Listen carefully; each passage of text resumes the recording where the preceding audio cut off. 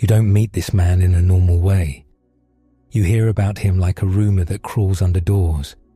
A guy who threatens a king, eats raven takeout, and leaves in a flaming chariot. No funeral, no grave, just gone, like the sky itself swallowed him.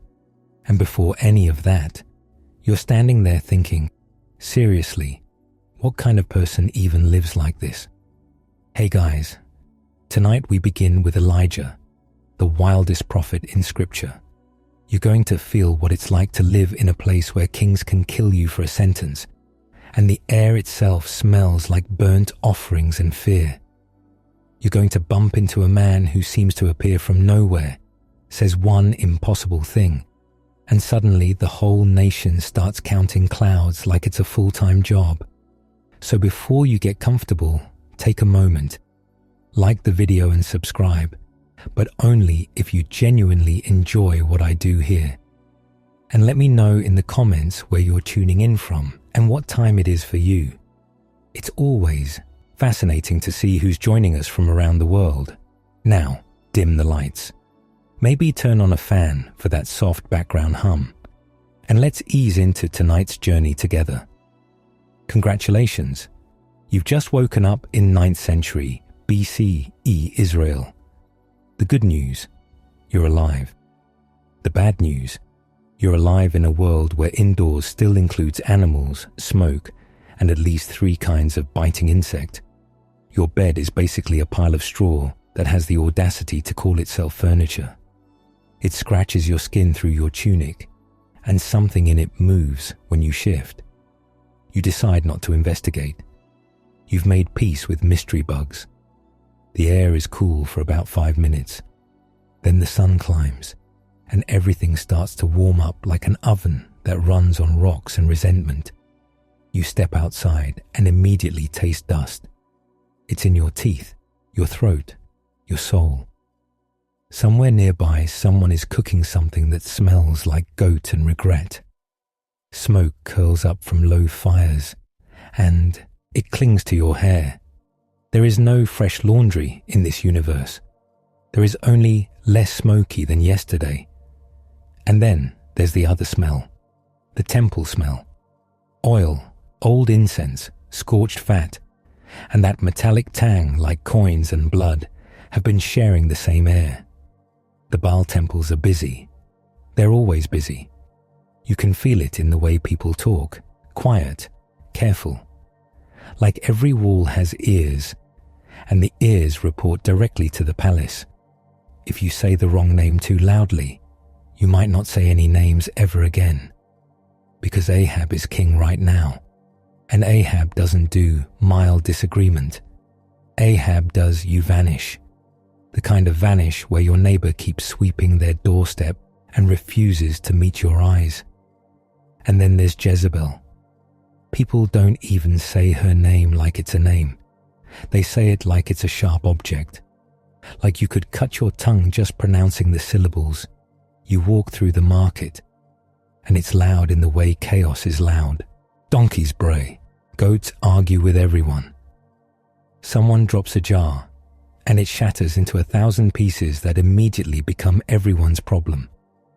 The ground under your sandals is a patchwork of dry dirt, old straw, and suspicious damp spots. You step around something that might be yesterday's dinner, or last week's. Time doesn't work the same way on street trash. Vendors call out, waving figs, barley, onions. You see meat hanging in the shade, and you try not to stare too hard at the flies. The flies are staring at you. They look confident. This is the kind of place where you learn to swallow your opinions with your food. You learn to nod a lot. You learn that silence is a survival skill. And still, the rumors leak through. They always do. There's talk of a man, not a priest with polished hair and clean hands, not a court prophet with soft robes and a smile that says, "I agree with whoever pays me." This one is different. This one is wilderness different. People describe him in fragments, like they're afraid a full description might summon him. Hairy, wrapped in rough cloth, eyes like hot coals and bad news. The kind of man who looks like he sleeps on rocks because he does. Nobody knows where he came from. One day, he's not there. The next day, he's walking toward the palace like he owns the road. The palace forms in front of you anyway. Stone walls that hold cool air inside. Courtyards that smell like watered plants and guarded secrets. Servants moving fast, heads down, carrying trays like their lives depend on not spilling anything. Because they do. You're not palace material. You can tell by your hands, by the dirt that never leaves your nails, by the way you flinch when someone with authority clears their throat. The nerve it takes to enter that place uninvited, unreal. You're standing in the crowd outside pretending you're there for business. Everyone pretends. It's the national hobby. Your ears perk up as guards shift, and suddenly there's a small ripple of motion. A man pushes through. He's not dressed for a meeting with a king. He's dressed for losing a fight with a thorn bush. His cloak looks like it was made from whatever he could wrestle into submission. He smells like sun-baked sweat, wild air, and the kind of life that doesn't include soap. He doesn't look left. He doesn't look right. He doesn't do that polite little pause people do when they're about to beg for mercy. He walks like a sentence already spoken. Inside the gates, you can't hear everything. But you see faces change. You see a servant freeze mid-step, like the floor turn to ice. You see a guard's jaw tighten. You see the way confidence drains from a room even from this far away. Because words are being said in there. Big words. Dangerous words. The kind of words that land on a nation like a lid snapping shut. And then the man comes back out. No dramatic flourish. No, and another thing. He just turns and leaves, cutting through the air like a blade. For a second, his eyes flick over the crowd, and you feel it hit you, cold and electric. Then he's gone down the road, swallowed by the brightness. At first, life looks the same. People still trade. Animals still complain. Kids still run barefoot like they don't fear tetanus. But something's different. People start looking up. Not in a poetic way. In a practical, terrified way. Like farmers watching a stove that might explode. Like mothers squinting at the sky as if they can negotiate with it by staring harder. Because the days keep passing and the clouds don't show up. The wind still moves, but it feels like it forgot how to carry rain. The sun keeps returning with that same relentless confidence. Wells get quieter. The ground hardens. Plants start to look tired, then angry, then dead. You hear whispers at the edges of conversations. That man said the sky would close. That man spoke to the king like Ahab was just some guy. That man walked out alive, which already feels like a miracle. And the wild part is, this is only the beginning. You're going to hear about bread showing up in a beak like it's room service. You're going to hear about fire falling out of a clear sky like heaven lost its temper. You're going to hear about a man running faster than horses, because apparently legs can do that now. And at the end of it all, you're going to hear the most unfair detail, that this man doesn't even die. He just exits the world in flames like he's too dramatic for a normal ending. But for now, you're just standing in the heat, tasting dust, watching the empty sky. The palace sits behind you like a clenched fist of stone. And somewhere out there in the wilderness, a hairy man is walking away from everything you fear. The sun is still beating on the back of your neck, and the sky is still doing that rude, empty thing where it pretends clouds never existed. You keep staring anyway, because humans are like that. You'll stare at a problem as if eye contact will fix it. But before the drought becomes everyone's personality, before the palace starts smelling like panic under perfume, before anybody is rationing water like it's liquid gold. There was just a man, and the wilderness that made him. You cross the Jordan first, and the whole world changes tone. West of the river, you've got towns and markets, and a king with enough architecture to flatter himself. East of the river, the land changes its tone. Gilead doesn't roll out a welcome mat. Gilead is all hard hills and sharp stones and wind that finds every gap in your clothing like it's personally offended by fabric. The ground is the color of old bones. The plants are the kind that survive out of spite. You walk for a while and realize something. The silence out here isn't peaceful, it's watchful.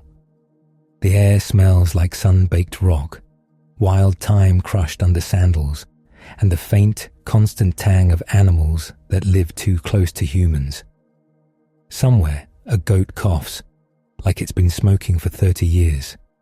You keep going, and you start to understand why people don't just drop by Gilead. There are ridges where you can see forever, and forever is mostly empty. There are wadis, dry stream beds, carved into the earth like scars. In the rainy season, they rage, and in every other season they sit there like a promise that has been broken repeatedly.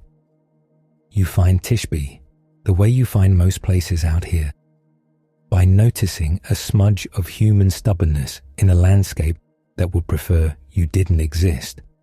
It's not a city. It's barely even a village in the way you're used to thinking. It's a cluster of stone houses crouched against the hills, as if the wind has slapped them down and they decided to stay. Roofs are flat and practical. Walls are thick. Everything is built like it expects trouble. Because it does. The smell hits you before any greeting does. Smoke, dung, sour milk, old wool, and that oily, lived-in scent of people who do not have the luxury of washing whenever they feel a little gross. There's no a little gross here. There's just gross. And then there's, we should probably do something about that before disease does. A dog with ribs, like a washboard, watches you with deep suspicion. The dog looks like it's seen some things. The dog looks like it would report you to the authorities if it could write. You step past a pile of goat droppings that has achieved a kind of permanence. Children run by barefoot, yelling, and you flinch because their feet should not be surviving this. Somehow they do. A woman is grinding grain on a stone, shoulders tense, jaw set. The rhythm is relentless, scrape, crunch, scrape, because bread doesn't happen by magic here. Bread happens because someone's arms hurt. The grain itself isn't even impressive. Barley, mostly, coarse, dusty. You watch her sift it, and you realize the flour is basically sand with aspirations.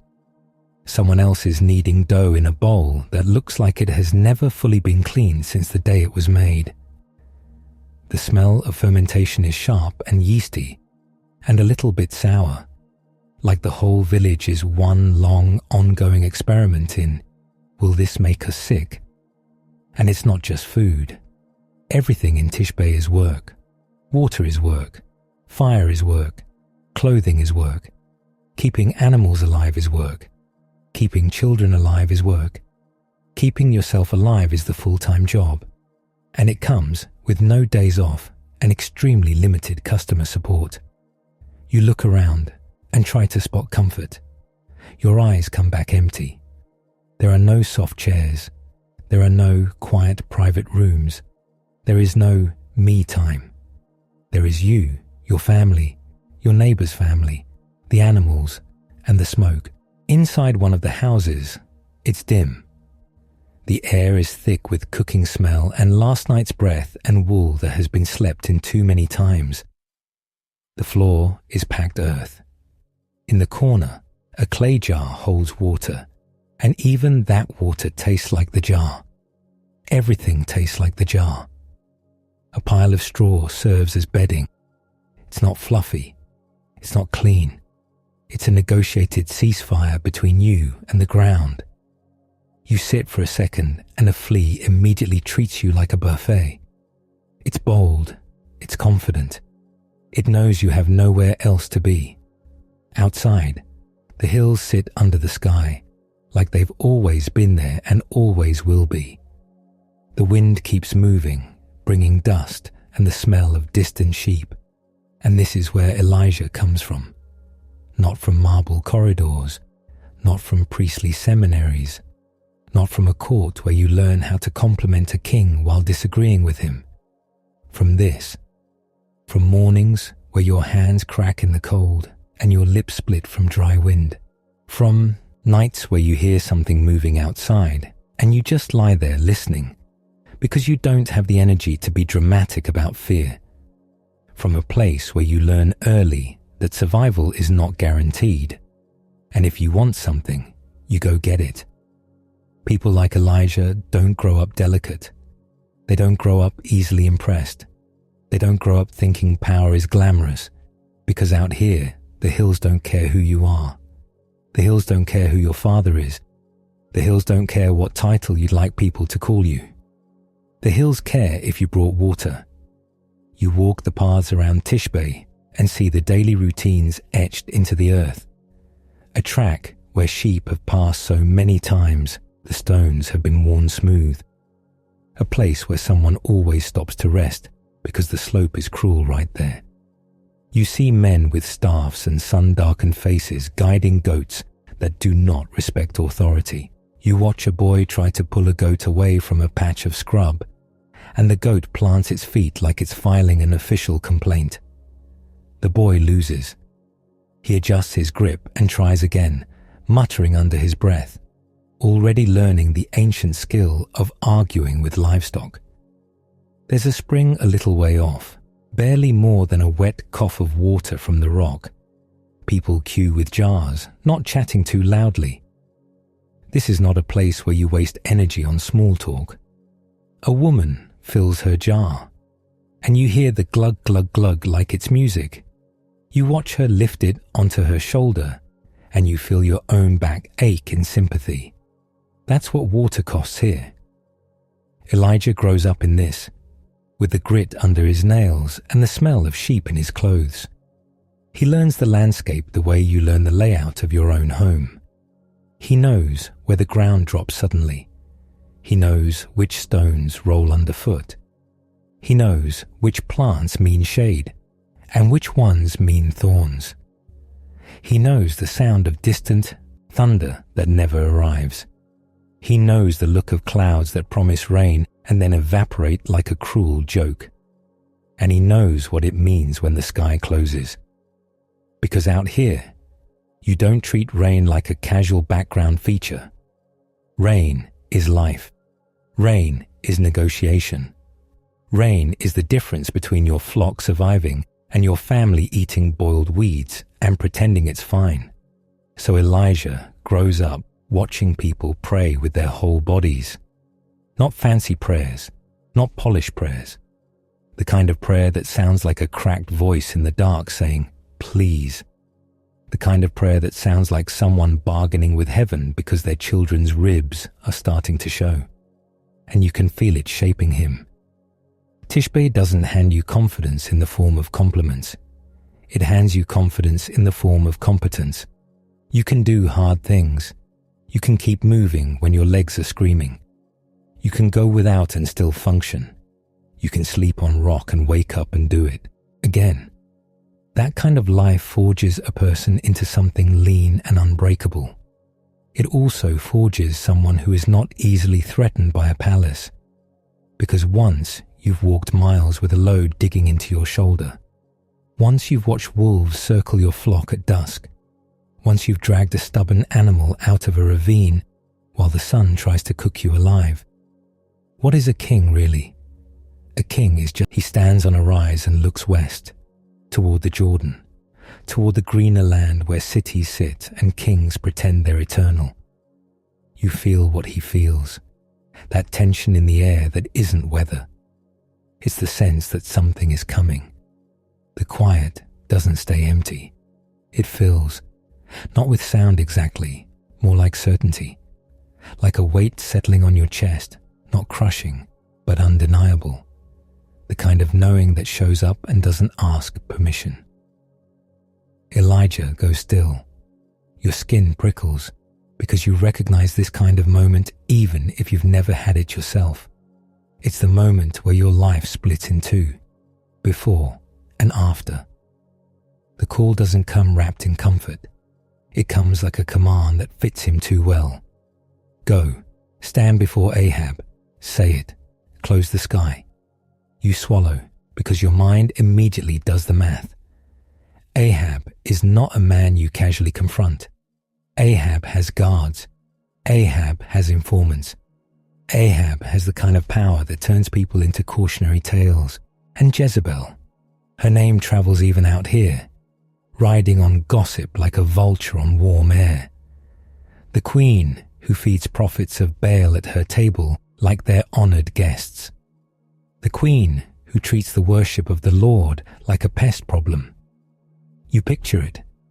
The palace in Samaria, the stone, the wealth, the soft rugs that have never met mud. You picture polished bronze, carved ivory, servants with tense eyes.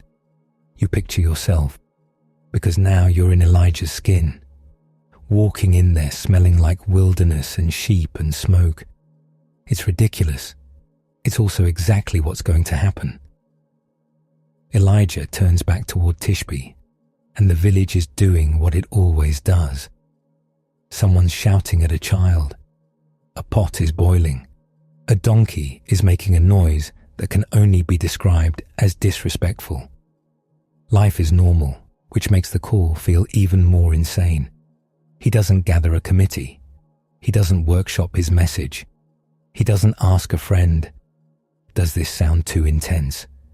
He prepares the way men from hard places prepare. He eats what there is. Bread that fights back. A bit of dried fruit if he has it. Water that tastes like clay. He wraps his cloak around himself, that rough, hairy thing that smells like animal and sun. It's not stylish. It's not meant to be. It's armor in its own way. By morning, he's moving. You're moving. The path drops and rises, drops and rises. Your calves burning. The Jordan Valley spreads out ahead, and the air gets warmer as you descend. You pass other travelers sometimes. A man with a bundle on his back. A woman leading a small child by the hand. A merchant with a donkey who looks as exhausted as the donkey. People glance at you and then glance away. You look like trouble, not because you're loud, because you're focused. There's a particular expression people get when they're about to do something irreversible. They stop noticing scenery. They stop noticing discomfort. Their face settles into this calm that isn't peace. It's commitment. It makes strangers nervous. As you near the river, you smell water before you see it. That wet, green smell that feels almost luxurious after Gilead's dry breath. The Jordan isn't a majestic postcard river. It's muddy. It's practical. It moves like it has places to be. You wade through, and the water is cold around your shins. Mud grabs at your feet like it's trying to keep you. For a second, you think about turning back, because the river always feels like a boundary. Like once you cross, you become someone else. But the weight of the call doesn't lift, so you climb the far bank, water dripping from your hem, and you keep going. West of the Jordan, the roads feel busier. The air has more smoke in it, more cooking, more bodies packed closer together. Villages are larger, fields stretch out, though you can already see the stress in the ground. The soil is dry, and people are watching the sky with a squint that's halfway between hope and accusation. The closer you get to Samaria, the more you see the fingerprints of the crown. Soldiers on the road, a checkpoint that wasn't there last season, a tax collector with a bored expression and an armed escort, as if counting barley requires backup. People lower their voices when officials pass. Everyone has mastered the art of looking neutral. You walk through it like a knife through fabric. By the time you reach the city, the smell changes again. Less animal, more humanity. More sweat trapped between stone walls. More urine in corners. More cooking grease soaked into everything. Samaria sits up on its hill like it enjoys watching the world struggle beneath it. The palace rises over the city, and even from outside you can feel the difference between wealth and everyone else's exhausting poverty. The stones are fitted tight. The entrances are guarded. The courtyard inside is clean enough to feel offensive. You approach, and a guard steps forward like a door that learned to talk. He looks you up and down. Your cloak is rough. Your hair is not court-approved. Your sandals are dusty, and your face looks like it's been weathered on purpose.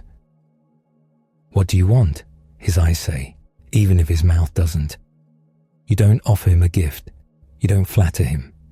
You don't do the little social dance where you pretend he's important so he doesn't stab you. You tell him you're here to see the king. The guard's mouth twitches, like he's about to laugh. He doesn't. Something in your voice makes the humor die before it's born. Maybe it's the certainty. Maybe it's the fact that you look like you've walked out of the hills with a message that doesn't care about protocol. The guard hesitates, glances toward the inner courtyard, and you can feel the moment stretching.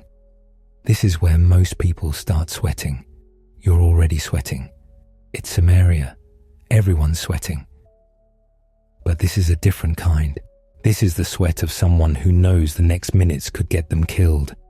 You're brought in. The palace air hits you like a strange perfume. Cool stone, watered plants, oil burning in lamps, incense that tries very hard to cover the smell of power and fails. Servants move quickly with eyes down. They don't want to be remembered by anyone important. They don't want to be noticed at all. Somewhere, meat is cooking, and it smells rich in a way that makes your stomach tighten. Spices, fat, the kind of food you only eat when you're either very blessed or very corrupt. You're led through a corridor, and your footsteps sound too loud. Your cloak itches. Your throat is dry. You enter a hall where men stand around Ahab like furniture that breathes. Ahab looks like what happens when someone has never carried their own water. He's dressed in fine fabric, hair groomed, rings on his fingers.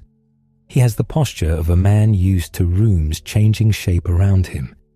When he sees you, his face shifts with irritation first, because you are not scheduled. Then it shifts again, because something about you doesn't fit the normal categories of nuisance. You're not a petitioner begging for grain. You're not a merchant with a complaint. You're not one of the smooth court prophets with soft hands and smoother words. You stand there like a storm that learned how to walk. Ahab's eyes narrow, and you speak, not loudly, not with theatrical booming, just with that terrifying calm that makes every word feel heavier than it should. As the Lord lives, the God of Israel, before whom I stand, there will be neither dew nor rain these years, except by my word. The room goes still so fast, it's like someone snuffed a lamp. You can hear a servant inhale too sharply. You can hear the faint clink of a bracelet as a hand trembles. Ahab's face tightens, and for a heartbeat, you expect shouting. You expect guards. You expect the whole machinery of violence to roar into motion, because that's what kings do when you embarrass them. But something holds. Maybe it's the shock. Maybe it's the way you said it without flinching. Maybe it's that strange fear people get when someone speaks like they've already heard the verdict from heaven. Ahab's mouth opens, and you can almost see the rage forming. You don't wait for it to land. You turn, you walk out. No bow, no apology, no thank you for your time. You leave that sentence hanging in the air like a blade. Behind you, the palace seems to wake up. You hear voices rise, feet move, orders snap out like whips. You keep walking. Your heart is pounding now, hard enough that you feel it in your throat. Your hands are steady, but your body is buzzing with adrenaline because you've just done something insane. You've declared war on the weather. You've told the king of Israel that the sky is now on strike. You step back into the courtyard and sunlight hits your face. The normal sounds of the city drift in. Distant shouting, an animal braying, the scrape of sandals on stone. Everything looks the same. Everything is not the same. You move faster now because the audacity has had its moment, and now survival has opinions. You pass through the gates, and the guards stare at you like they can't decide if you're brave or suicidal. They don't stop you. That's the most terrifying part, because you know what comes next. You know how this works.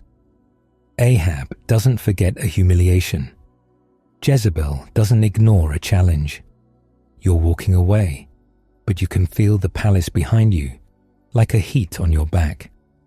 You cut through the city, keeping your head down just enough to avoid attention, but not enough to look afraid. You smell sweat and bread and old fish. You dodge a cartwheel. You sidestep a puddle that is absolutely not just water. Somewhere someone is laughing, and the sound feels inappropriate. You reach the road and don't stop. Your legs eat. Distance. Your lungs burn. Dust rises with every step and sticks to the sweat on your skin. Only when the city shrinks behind you do you let yourself feel it fully. The terror. Not the terror of having spoken, because that part came out clean, like the words were placed in your mouth and you only had to release them. The terror of what you've started, because you know the land, you know what happens without dew, you know what happens when rain doesn't come in its season. You've seen fields fail, you've seen animals drop, you've seen mothers measure flour with shaking hands.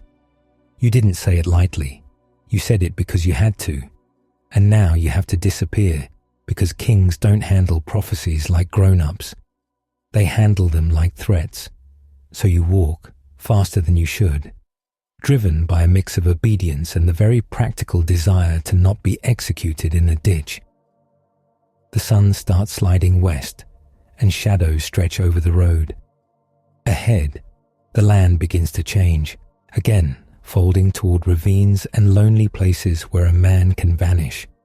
You keep going toward the kind of hidden water that doesn't show itself to the casual traveler, toward the kind of place where you can hear your own breathing and the scrape of your sandals and nothing else.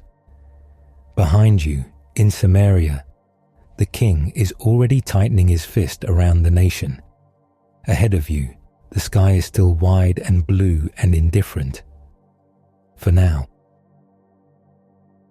You've just told the king there will be no rain until you say so. Now you need to survive what you've started. The sun is higher now, and the road has stopped pretending it's friendly. Your throat feels lined with dust. Your tongue sticks to the roof of your mouth like it's trying to escape. Behind you, Samaria is still there, full of stone and soldiers and people who know how to smile while panicking. Ahead of you, the land breaks into gullies and scrub and the kind of empty that makes you check over your shoulder without meaning to. You keep walking anyway, because if you slow down, your brain will start replaying the palace scene like a nightmare you wrote yourself. You move off the main road, down into a place where the hills fold close together. The air cools in the shadows. Rocks lean in like they're listening. Somewhere above, a hawk circles with the patient confidence of a creature that expects you to mess up eventually. You find the brook the way you find hidden water in this land, by following green, not lush green, not let's build a resort green, more like a strip of stubborn plants clinging to damp soil as if they heard rumors of water and showed up to gossip. The sound comes next. A thin, constant trickle, like someone pouring the world's most disappointing cup of tea. But it's water. It smells like wet stone and algae and life. It's muddy at the edges, and you can see tiny insects skating on the surface, doing their little frantic dance like they're late for something important. You kneel and drink anyway. The water tastes like rock. It tastes like earth. It tastes like you're borrowing it. You wipe your mouth with the back of your hand and look around for where you're supposed to hide. This is where it gets absurd, because the instruction isn't, go to a fortified town. It isn't, find a friendly priest with a guest room and decent soup. It's, go to this brook and wait. Wait. For ravens. You glance up at the sky like you expect a punchline written in the clouds. Ravens. Not doves. Not clean, sweet little birds that show up in paintings looking holy and polite. Ravens are the street trash collectors of the animal world. Ravens are the birds that look you in the eye while they steal your lunch. And these are the ones assigned to bring you food. You pick a spot a little off the water, under a low tangle of brush. It's not comfortable. The branches scrape your shoulders. The ground is hard, scattered with pebbles that find your hip bones immediately. Your cloak is rough and itchy, and the air smells like damp plants mixed with your own sweat drying into your skin. You settle in. This is your life now, hiding, because you can practically hear the palace gears turning. Ahab doesn't strike you as a let's calmly discuss differing viewpoints kind of king. And Jezebel is not known for letting men wander around declaring drought like it's a fun hobby. So you stay low, you drink from the brook, you listen. Every sound becomes a threat. A snapping twig, a distant shout, the sudden silence of birds. You keep your head down and your senses sharp, like an animal that knows it's being hunted. The first time the ravens come, you don't hear angels singing. You hear wings, a heavy, urgent flapping overhead.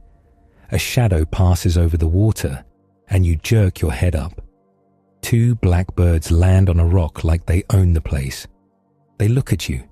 They don't look reverent. They look annoyed.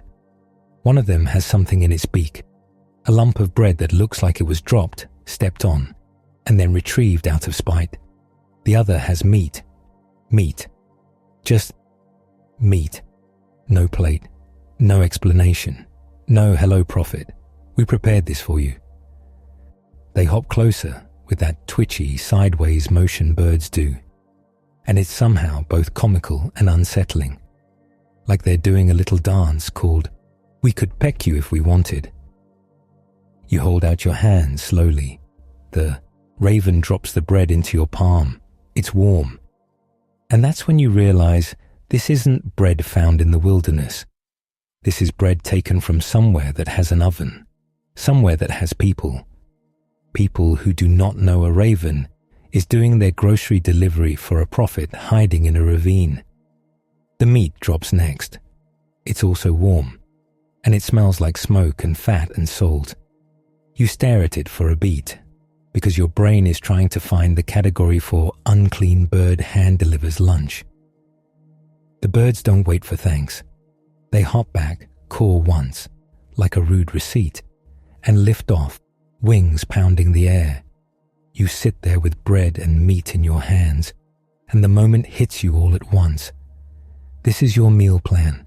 This is your daily arrangement.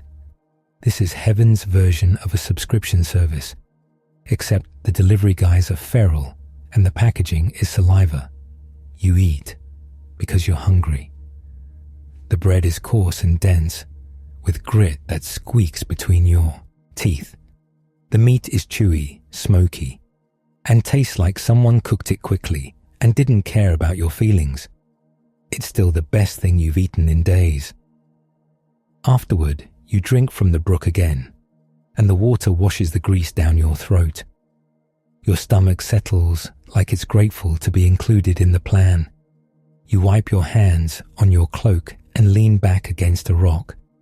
And you wait. Morning and evening, the ravens come. Not always the same too, because ravens apparently run a shift schedule. Some show up with bread that's barely bread, more like a hardened disc of barley regret. Some bring chunks of meat that make you squint like, what animal was this exactly? Once, you swear the meat still has a bit of charred hair on it, and you pick it off with the careful disgust of someone pretending they're not desperate. The ravens don't care. They drop the food, stare at you like you're a weird rock that learned to chew, and leave. You start to recognize the sounds before they arrive. The way the air changes, the soft rush of wings, the little thump as they land. You also start to recognize the smell of yourself, because you are living outdoors, bathing in, maybe later, and sleeping on dirt that contains everything dirt contains. Sweat dries in your hair. Dust sticks to the oil on your skin. Bugs treat your ankles like a public buffet. At night, you curl into your cloak and listen to the world's small noises. Frogs near the water, insects clicking. The occasional distant howl that makes your muscles tense without permission. The stars are sharp overhead, cold and bright, and the air down in the ravine gets chilly enough to make your joints complain. Sometimes you wake up and for one disoriented moment you forget why you're here. Then you remember the palace, the words you said, the sky that hasn't blinked since, and the fear comes back, quiet and steady. Ahab is looking for you. You can feel it, even out here. You catch hints of it like smoke on the wind.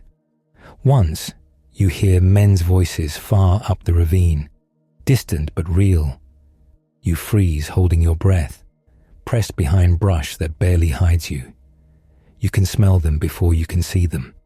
Sweat, leather, and that faint metallic tang of weapons.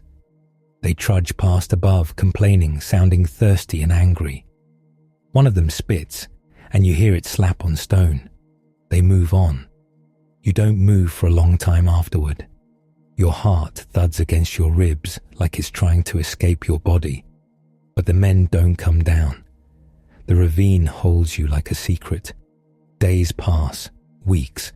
The drought becomes visible in small humiliations. The brook runs a little lower. The sound of it changes, thinner, more hesitant.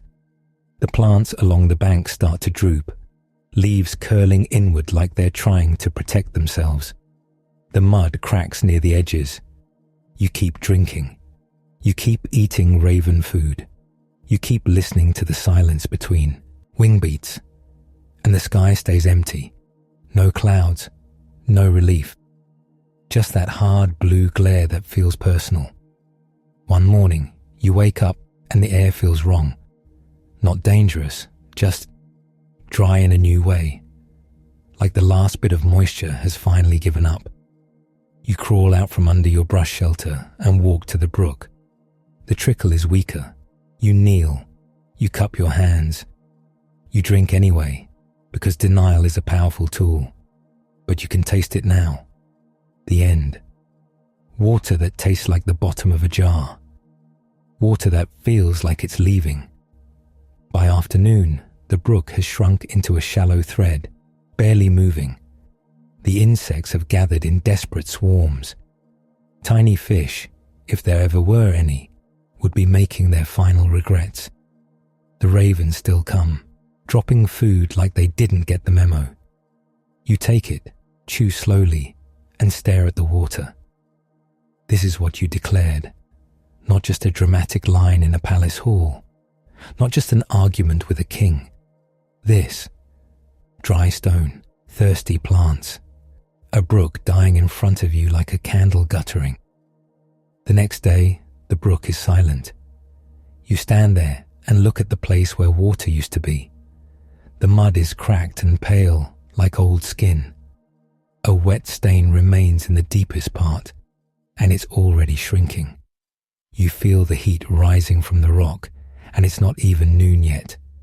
The ravine that sheltered you now feels like a trap, and you know you can't stay. So when the instruction comes, go to Zarephath, you almost laugh. Almost. Because Zarephath is not nearby. Zarephath is in Sidon territory, foreign land, Jezebel's homeland. It's like being told, you're in danger, so we're going to solve that by sending you to the Queen's neighborhood. You pack what you have, which is basically nothing. Cloak, memories, a body that smells like survival. You climb out of the ravine, and the sun hits you like a slap. The land outside looks worse than before. Fields are dusty patches of disappointment. Trees have dull leaves. The air tastes like grit. Villages you pass feel tense, quieter than they should be. People stand around wells longer than necessary, staring down into them as if eye contact will make water appear. Animals are thin. You see ribs on goats. You see a dog licking a dry bowl like it's trying to conjure soup. You smell desperation everywhere. Sweat, smoke, sour milk that's turned because nobody has enough to waste, and the sharp stink of latrines that are drying up too, somehow managing to become more offensive. Your feet ache as you walk. Every step kicks up dust that sticks to your damp skin, turning you into a moving clay statue. The heat shimmers over the road, and the horizon wobbles like it's lying. By the time you get closer to the coastal region, the air changes. There's a hint of salt, faint but real. It's like smelling a promise. But the promise doesn't help the land. The drought has reached even here. The wind is dry. Plants look tired. People look tired in that hollow-eyed way where even complaining costs energy. Zarephath comes into view as a modest town, tucked between sea and hills. Not a grand city, not palaces and banners, just stone houses, narrow streets, and the constant smell of fish. Because even in a drought, people will still find a way to make everything smell like fish. You enter through the gate, and your stomach tightens. Foreign accents, different clothing, different rhythms. You stand out immediately, dusty and wild-looking, hair unbothered by civilized combs. Your cloak is rough, your face sun-bitten. You look like a man who sleeps outdoors and argues with kings. So you do what you always do. You keep walking like you belong. At the edge of town, near the gate, you see her. A woman, bent slightly with fatigue, collecting sticks. Not a bundle of firewood, not a cart, just sticks. Dry, thin, sad little twigs. Her clothes hang on her like they've given up.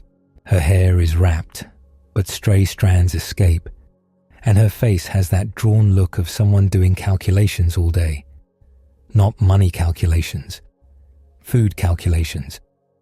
You watch her pick up a stick, then another, like she's building a fire out of pure determination. Her hands are dusty, her fingers look cracked, and you already know what this is. This is the person you've been sent to. A widow. A woman without a husband in a world where that's basically a social free-fall. And she's gathering sticks like it's the last task she has energy for. You step closer, and your shadow falls near her feet. She glances up, wary. You can see it in her eyes, the quick assessment. Stranger, man, not from here, possibly trouble. You open your mouth, and your throat feels rough. Please, you say, voice hoarse with travel, bring me a little water in a vessel so I may drink. Water. You ask a woman in a drought for water. Your timing is spectacular. She hesitates because she's human, and humans do not enjoy being asked to share their last lifeline with strangers who look like they crawled out of a ravine. But something in her posture shifts, resigned. She turns to go. And as she moves, you add the second request. the one that makes the first one look polite. Please bring me a morsel of bread in your hand. She stops like you grabbed her spine. She turns back slowly, and her face tightens, and you can hear the strain in her voice before she even speaks. As the Lord your God lives, she says, and there's a bite to it. I have nothing baked. Nothing. She holds up her hands as if to show you the emptiness. Only a handful of flour in a jar and a little oil in a jug. Her eyes flick toward the sticks she gathered. And now I am gathering a couple of sticks, so I may go in and prepare it for myself and my son. Her voice flattens, matter of fact in the way people get when they've stared at the edge long enough. That we may eat it and die. There it is, no drama, no sobbing, just a plan, a last meal and a quiet end. You stand there in the dust and heat, and it hits you how far the drought has already reached. It's not just cracked ground and dying brooks. It's mothers rationing hope in spoonfuls. You feel the weight of your own request, sitting there like a stone in your chest. You want to tell her, never mind. You want to swallow your words and step back, but you don't, because you've been sent here, and obedience has a way of asking you to do the most socially unacceptable thing imaginable. You look at her and you speak carefully. Do not fear. Simple words, barely enough to cover the situation. Go and do as you have said. Her eyes narrow, because yes, obviously, she was going to do that. Then you say the part that makes her look like she might throw a stick at your head. But first, make me a little cake of it and bring it to me. First, you, stranger, first. Your mouth keeps going because it has to. Afterward, make something for yourself and your son. You can feel her anger rising like heat off stone. You can feel the absurdity of what you're asking. Her whole life has been reduced to a handful of flour and a splash of oil. And you stroll in like a famine influencer demanding a tasting menu. So you speak the promise. The jar of flour shall not be spent, you say, and the jug of oil shall not fail, until the day the Lord sends rain upon the earth. The words hang there. She stares at you. Her face shifts through emotions in quick, tired flashes. Suspicion, irritation, a flicker of something that looks like hope, immediately smothered by reality, because hope is expensive, and she's running out of everything. But she's also at the end. When you're already planning to die, you don't have much left to lose. She exhales sharply through her nose like she's swallowing a laugh that isn't funny. Then she turns. All right, her body language says, without saying it. She leads you into her house. It's small, dim, and smells like old smoke and stale grain. The walls are rough stone. The ceiling is low enough that the air feels trapped. There's no softness, no extra. A clay jar in the corner. A small shelf with battered pottery. A sleeping mat that looks like it has absorbed years of sweat and coughing. Her son sits inside, thin and quiet, watching you with eyes too large for his face. Children shouldn't look like this. He looks like someone has been slowly turning the world's brightness down. You stand awkwardly because you are a man in a widow's home, uninvited, and the whole situation is tense enough to snap. She moves with practiced efficiency because that's what you do when your life is hard and you can't afford to fall apart. She takes the jar. She scrapes the flour. It's barely anything. You can hear the grainy whisper as it falls into a bowl, like sand. She tips the oil jug, and a thin stream glistens out, stingy and slow, like it resents being used. The smell of the oil is sharp, old, not rancid, but close enough to make your nose wrinkle.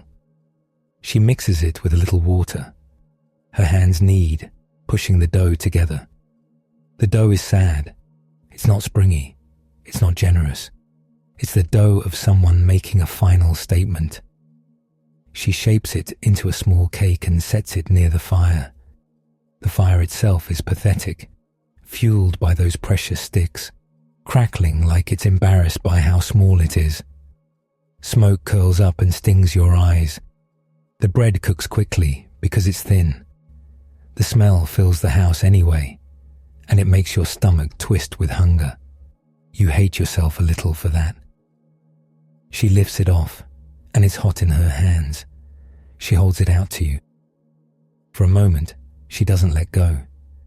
Her fingers linger as if she might change her mind and crush it into crumbs out of sheer rage. Then she releases it. You take the cake. It's warm. It's rough. It's the last thing she thought she'd ever bake. You eat. You chew slowly because you don't want to look like an animal. It tastes like barley and smoke and a woman's exhausted courage. You swallow. She watches your face like she expects you to choke and prove you were lying. You don't. She turns back to the jar, and this is the part that makes your skin prickle, because she peers into it and her brow furrows. She tilts it slightly, expecting emptiness. There's flour, not a lot, but enough to make another cake. She blinks hard. She looks inside again, as if her eyes are malfunctioning. Then she grabs the oil jug and tips it. A little oil runs out, not the last drip. More. She freezes, jug still tilted, watching the thin line of oil like it might evaporate out of spite. Her son sits up straighter, eyes wide. You stand there, crumbs on your fingers, and for a brief, strange moment, the house feels lighter. Not rich, not safe, just not ending today. So she bakes again. A cake for herself. A cake for her son. You drink the water she brings, and it tastes like iron and clay, but it's water. That night, you all sleep under the same roof. You lie on the floor or a mat, whatever space exists, and you stare into the dark. You hear the sea faintly in the distance, the hush of waves like breathing. You hear the boy's small movements. You hear the widow shifting, restless, her life too tense to fully relax into sleep. In the morning, the jar still has flour. The jug still has oil. Not overflowing, not ridiculous, just present, the exact amount needed, like mercy measured in daily portions. Days stack into days. The drought continues outside, turning everything brittle. But inside this little house, bread keeps happening. Every morning, the widow goes to the jar. Every morning, there's flour. Every morning, she tips the jug, and oil appears slick and golden, enough to mix and bake. It becomes routine, which is its own kind of miracle, because humans can get used to anything. You settle into a strange domestic rhythm. You wake to the smell of smoke and baking bread, a smell that should belong to normal life, not survival. You eat together, the three of you, sitting close because the house is small and privacy doesn't exist. You talk sometimes, not big speeches, not grand spiritual declarations, small things. Where you came from, how far you walked, the way the drought is killing the orchards, the way the boy misses running without feeling weak. You help where you can, because standing around being the prophet while a widow works herself into the ground would be unbearable. You fetch water when there is water to fetch. You fix small things in the house because there are always small things breaking. You sit with the boy and tell him stories when his energy runs low, and his eyes follow your hands like he's memorizing your movements. Outside, the town grows sharper edged. You hear arguments in the street, voices raised at the well, the scrape of empty jars. You smell fear in people who pass the doorway, the sour scent of sweat from bodies that don't have enough.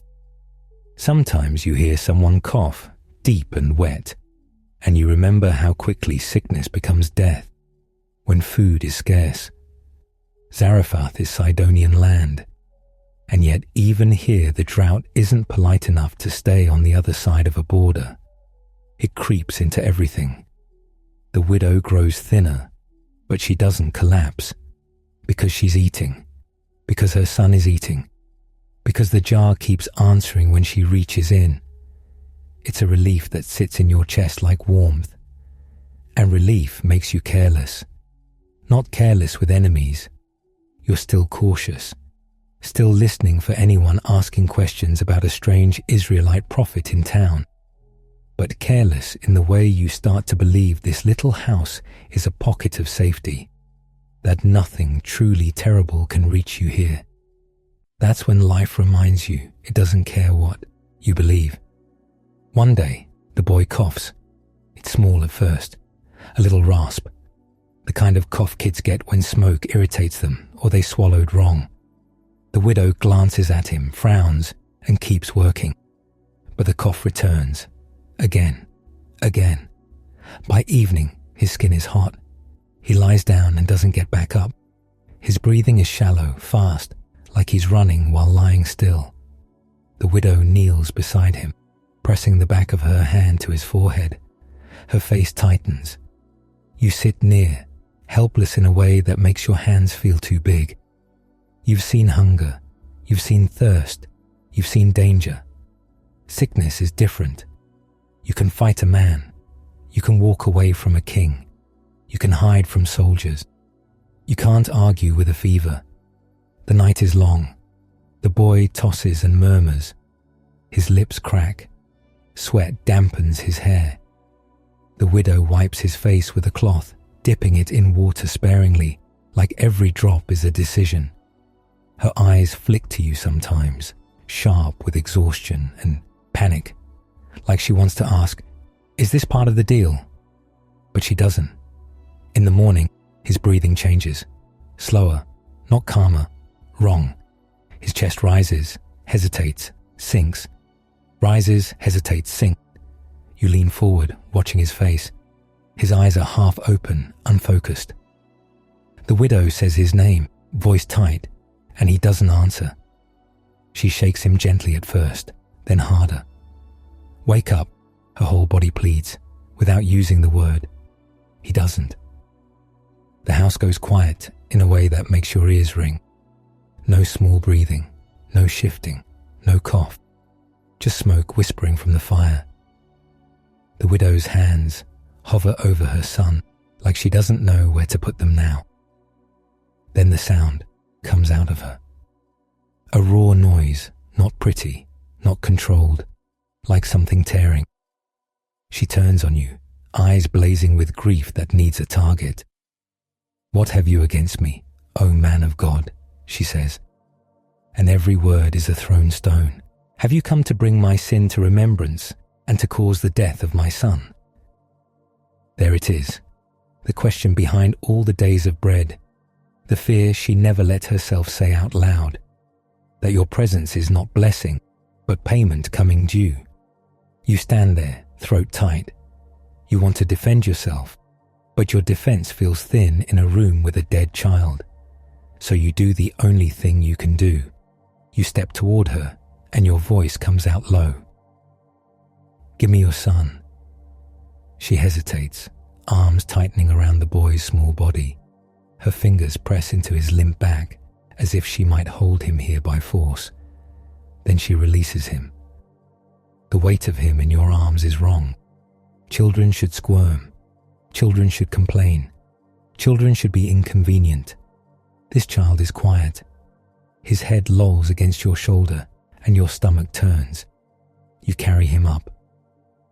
There's an upper room, small, cramped, probably used for storage or sleeping when the heat is unbearable below. The stairs creak under your feet. Dust rises with each step, catching in your nose. Up here it smells like old straw and dry wood and trapped heat. You lay the boy on the bed, a simple thing, probably a mat on a frame, barely more than a place to not be on the floor. You stand over him. Your hands hover again, awkward and furious and helpless. Outside the room, you can hear the widow below, moving like a wounded animal, making little sounds she doesn't know she's making. You look at the boy. His face is peaceful in the cruel way death can be, like he's resting, but you know better. Your chest tightens. You speak, and your voice cracks with something you don't usually let anyone hear. "O Lord my God," you say, "have you brought calamity even upon the widow with whom I sojourn, by killing her son?" It's not a polite prayer. It's a protest. It's a man standing in a foreign town, in a small room, with a dead child, asking why mercy came with a knife hidden behind its back. You don't wait for an answer in words. You act. You stretch yourself out on the child. It's awkward. Your limbs feel too long. Your beard brushes his forehead. You feel the heat leaving him, the coolness settling into skin. You do it once. You lift yourself and do it again. You do it a third time, your body pressed to his in a desperate, wordless plea. You pray again, voice tight, almost angry. "O Lord my God, let this child's life come into him again." The room is still. For a heartbeat, nothing happens. You can hear your own breathing, loud and harsh. Then the boy's chest jerks. A sharp inhale like someone surfacing from deep water. His eyes flutter. He coughs, violent, wet. And suddenly he's alive enough to be uncomfortable. He sucks in air in ragged gulps, and color creeps back into his face like dawn. You freeze, because your brain takes a second to catch up with what your eyes are seeing. He turns his head slightly, confused, and makes a small sound. Not words, just life. You swallow hard, because the lump in your throat is enormous. You gather him up, careful now, like he's made of something fragile and precious. You carry him down the stairs. The widow is below, hunched, arms wrapped around herself, face streaked. She looks up at the sound of footsteps, eyes dull with grief that has nowhere to go. Then she sees him, in your arms, breathing, blinking, alive. Her face changes so fast it's like watching a storm break. Her hands fly to him, touching his cheeks, his arms, his hair, as if she has to confirm with her fingertips that he's real. He leans into her, weak but present. A sound comes out of her again, but this time it isn't tearing. It's disbelief with relief tangled into it. She looks at you with eyes that are wide and wet. "Now I know," she says, voice shaking, "that you are a man of God, and that the word of the Lord in your mouth is truth." You stand there, exhausted. Not the good exhaustion of walking a long road, the hollow exhaustion of having stood at the edge and pulled someone back.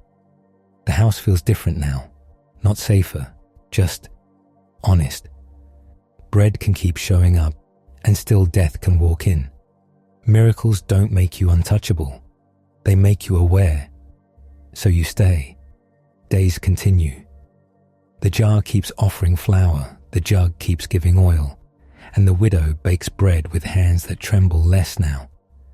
The boy grows stronger, slowly, like a plant recovering after being crushed. Outside, the drought still grips the land. You hear news in fragments, travelers passing, neighbors murmuring, wells failing, herds dying, people praying louder to gods that don't answer. And far away, in Samaria, a king is still breathing anger and looking for the man who closed the sky. You sit in the doorway some evenings, watching the light fade over the dry hills. The sea wind brings salt and the smell of fish guts from the market, because life is never fully dignified. You listen to the town settle into uneasy sleep, and you know this can't last forever. Not the drought, not the hiding, not the strange quiet of being fed in a widow's house while a nation cracks open from thirst. Somewhere beyond the hills, the waiting is ending. The day is coming when you'll have to walk back into the open, dust on your feet, and face the storm you started, and the men who have spent years dreaming about your death. 3 years pass. Not the cute kind of 3 years where you get a new haircut and learn a skill, and suddenly you're a better person. This is 3 years of the sky doing nothing. 3 years of sun like a cruel supervisor, standing over everyone's shoulder, arms crossed. The land is cracked and dying, and it's not subtle about it. You walk past fields that used to be green, and now look like someone swept them with a broom made of disappointment. Trees stand there with half-curled leaves, hanging on out of pure stubbornness. Even the wind feels dry, like it's been stored in a clay jar too long. People smell different when they're thirsty. Sweat turns sharp. Breath turns sour. Tempers turn quick and ugly, snapping like dry twigs. Every village has the same soundtrack now. Animals complaining, children whining, adults arguing in low voices that suddenly spike into shouting. And everywhere, you hear the names of gods being tossed into the air like spare. Coins, Baal, Asherah, anything that might spit out a cloud. You're still in the widow's world when the moment finally arrives. It doesn't come with drums. It comes with that quiet internal shove you've learned to recognize. Move. Enough hiding. Go show yourself. You step out into the street, and the first thing that hits you is the smell of fish guts baking in heat. Zarephath never stops being Zarephath. Foreign town, foreign gods, and an aggressive commitment to turning the entire coastline into one long, eternal seafood market. The widow watches you pack like she already knew this day would come. She doesn't try to stop you. She's not dramatic. She just stands there with flour on her hands, looking at you the way people look at someone walking back into danger on purpose. Her son lingers near the doorway, alive, still alive, and that alone feels like a miracle you're carrying on your back. You nod once, because words would get messy. Then you leave. The road back toward Israel feels longer than it did the first time, because now it's not just a road, it's a verdict. Every step carries you toward the king you embarrassed, the queen who hunts prophets like it's a hobby, and a country that's been boiling in drought you announced in a single sentence. You pass travelers who squint at you with the hollow suspicion of starving people. Some of them look like they want to ask for help. Others look like they want to blame you for the sky. Most look like they don't have enough energy for either. Your sandals scuff dust. Dust puffs up and clings to your ankles because sweat is basically glue now. Your throat stays thirsty no matter how carefully you drink. Water in this season feels like it disappears the moment it touches your tongue, like your body is laughing at you. As you get closer to Samaria, you start seeing the king's desperation in the landscape. Not the royal palace kind of desperation. The practical kind. The kind that sends men out across the hills, combing every wadi and ravine for a puddle big enough to keep horses from dropping dead in the street. You see riders in the distance, thin horses, thinner men, moving slow, scanning the ground like they're searching for coins in dirt. And eventually, you see one man in particular. He's not dressed like a king. He's dressed like someone who has been outside all day, losing an argument with the sun. His cloak is dusty. His sandals are worn. His face is drawn tight with stress. But there's something careful about him too. The way he looks around before he commits to a direction. The way he holds himself like he's trying to survive both drought and palace politics at the same time. This is Obadiah, a man with a thankless job title of in charge of the king's house, which sounds nice until you realize it means responsible for keeping the royal world from collapsing while everyone panics. He spots you and stops so fast it's like his feet hit a wall. For a second, he just stares. You can almost hear his thoughts sprinting in circles, because you are the face attached to the drought. You are the name people whisper when wells fail. You are the reason the king's livestock are dying and the queen's patience has evaporated. You step closer. Obadiah's eyes widen, and he drops to the ground like gravity suddenly remembered him. Face down in dust, because apparently that's the safest position when your life is complicated. "Is it you?" he blurts, muffled by dirt. "Is it really you?" You look down at him. You don't feel triumphant. You feel tired. "It is I," you say. Simple, flat, no drama. Obadiah lifts his head, and his face is a mix of relief and pure terror. Because now he has a problem shaped like you. You give him the instruction like you're sending someone to fetch a jug of water. "Go tell your Lord," you say. "Elijah is here." Obadiah flinches like you slapped him with a wet cloth. He stares at you horrified, and you can practically see him imagining the future. He runs back, tells Ahab. Ahab rides out. You vanish again. And Obadiah gets executed for being the world's worst messenger. He starts talking fast, the way people do when they're trying to outrun doom with words. He tells you about the searches, the king sending to every nation, every kingdom, demanding people swear they haven't hidden you. He tells you about Jezebel hunting prophets, cutting them down like weeds. Then he drops the secret he's been carrying like a stone in his chest. He's been hiding prophets himself, 100 of them, 50 in one cave, 50 in another, feeding them bread and water while the queen looks for blood. He looks at you like, "Do you understand how hard it is to run an underground prophet pantry during a drought?" His hands shake as he pleads with you.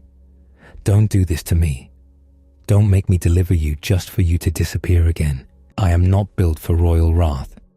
You listen, and your face stays calm, because you don't have the energy to soothe him with a speech. This isn't the day for hiding games. You swear to him, quietly, firmly, that you will show yourself to Ahab today. Obadiah exhales, and it's like he's been holding his breath for 3 years. He gets up, dust on his forehead, dust on his knees, dust on his whole life, and hurries off toward the king. You wait. The waiting has a different flavor now.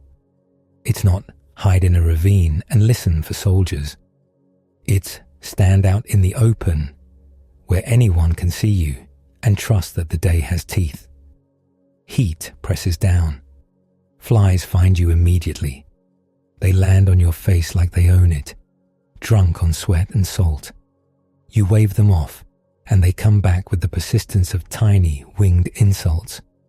When you finally see Ahab approaching, it's not majestic. It's a small cluster of men and animals moving slow through dust, like a parade that lost all its joy. Ahab looks smaller than a king should look, not shorter, not physically small, just diminished. 3 years of drought have made even royalty look like ordinary people with expensive problems. His clothes are fine, but dusty. His face is tight, eyes narrowed from glare and anger. He rides up and stares at you like he's been rehearsing this moment in his head every night. His voice comes out sharp. "Is it you?" he says, "you troubler of Israel." Troubler. Like you're a pothole, like you're bad weather, like you're a stray dog that wandered into the palace and started biting furniture. You look at him, and the air between you feels brittle.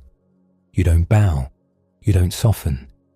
You answer like a man who's been fed by ravens and widows and has run out of patience for royal blame. "I have not troubled Israel," you say, "but you have. You and your father's house." Ahab's jaw tightens. His hands grip the reins. You can see the rage in him, but also something else. Fear. Because what do you do with a man who says the sky is closed, and then the sky actually closes? You give him the demand that changes everything. Now send, you tell him, and gather all Israel to me on Mount Carmel. You specify it like you're ordering supplies, and you add the rest, because this isn't just about Ahab. Bring the prophets of Baal, 450 of them. You let that number hang in the air, heavy. Ahab's eyes flick, calculating. You can almost see him thinking, fine, let's do this publicly. Let's crush this wilderness lunatic in front of everyone and finally get our reign back. He turns his horse, barking orders. Messengers scatter like startled birds, racing down roads, into villages, toward cities, telling everyone to come to the mountain.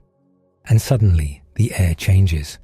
Not cooler, not kinder, charged, because everyone knows what this is. A showdown, a public test, the kind of day that ends with either a miracle or a massacre, and nobody's sure which one they're going to get. Mount Carmel rises ahead like a spine of greenish rock near the sea, but even Carmel looks tired now. Normally, it's known for growth. Trees, brush, the kind of stubborn vegetation that loves coastal air. But drought doesn't care about your reputation. The paths up are dusty. Loose stones slide underfoot. Dry plants crackle when you brush past them, making little snapping noises like they're judging you. As you climb, you start hearing the crowd before you see it. Voices, hundreds, maybe thousands. The low roar of people who have been dragged out of survival mode into something worse. Suspense. You step onto the gathering place, and it hits you all at once. Israel is there. Not the whole nation, obviously, but enough. Men with sunburnt faces and hollow cheeks. Women with jars and tired eyes. Children clinging to skirts too quiet. Everyone looks thirsty. Everyone looks like they've been living on the edge of panic. The smell is intense. Sweat that hasn't been washed properly in weeks. Breath that smells like barley and despair. Animals, goats, donkeys, giving off that warm, sour stink of hair and droppings. And over it all, the sharp tang of old incense from religious practice that hasn't produced anything except smoke. Then you see them, the prophets of Baal. 450 men, clustered together in their special outfits, moving like a single organism. They look better fed than the crowd, which does not make them popular. Their hair is oiled. Their faces are painted or marked. Some wear little charms. Some carry ritual objects. They have the energy of men who are used to being important. And they have the nervousness of men who feel the ground shifting under their sandals. You can spot their altar area. Stones, wood. A place prepared for sacrifice. And on the other side, something sadder. The altar of the Lord. Or what's left of it. Broken stones, scattered pieces. An old holy place reduced to rubble, like someone kicked apart your dinner table and left it in the yard. You stand between these worlds, Israel watching, Baal's prophets preening, Ahab nearby with his men, arms tight, face set. The sky above is still empty, not a single cloud, just bright blue like a mocking laugh. You step forward, and when you speak, your voice cuts through the crowd. In that way a strong voice does when everyone has been waiting to hear the first crack of thunder. How long, you say? Will you limp between two opinions? The people stare back. They don't boo, they don't cheer, they just stand there. Because you've described them perfectly, and it's humiliating. They've been trying everything. Praying here, sacrificing there, hedging their bets like spiritual gamblers, anything to get water back in the ground and milk back in the goats. You point to the situation with brutal simplicity. If the Lord is God, follow him. If Baal, then follow him. Silence. Not reverent silence. Awkward silence. The kind you get when someone asks a question at a public gathering and everyone suddenly becomes fascinated by their own feet. Nobody answers you. They don't want to commit. Committing is dangerous. Committing gets you noticed. Committing gets you killed if you choose wrong and the wrong people are in charge. Ahab stands there, face unreadable, but his posture says, "Go on, entertain us." You nod once, like you expected the silence. Then you set the terms. You're one man. Baal has 450 prophets. Great, lovely, fair fight. 2 bulls, 2 altars, no fire. The God who answers with fire is the real one. You say it plainly, and even the crowd stirs at that, because fire is not rain, but it's something. It's power. It's proof. It's an answer that doesn't require interpretation. The people murmur, heads nod. A few voices agree out loud. Even Baal's prophets accept it. They would. They're the professionals. They're the ones with the routine. They're the ones with numbers. They're the ones backed by a queen who enjoys executions. You gesture graciously, like a host offering the first slice of bread. Choose your bull, you tell them. Prepare it first. They move immediately. They pick their bull, haul it forward, and start working. And it's messy. There's no clean, sanitized sacrifice table. There's hide, blood, guts, and hot iron smell in the sun. Men gripping legs, knives flashing, animal noise cutting off abruptly. Blood darkens the dirt, and flies show up like they got invited. The prophets arrange the pieces on the wood, careful, practiced. Then they stand back, and the performance begins. They start calling on Baal from morning. At first it's almost orderly, chanting, arms raised, voices in unison, a ritual rhythm. They circle the altar like dancers in a well-rehearsed routine. You stand off to the side and watch, the only man not moving, which makes you look even stranger. The crowd watches too.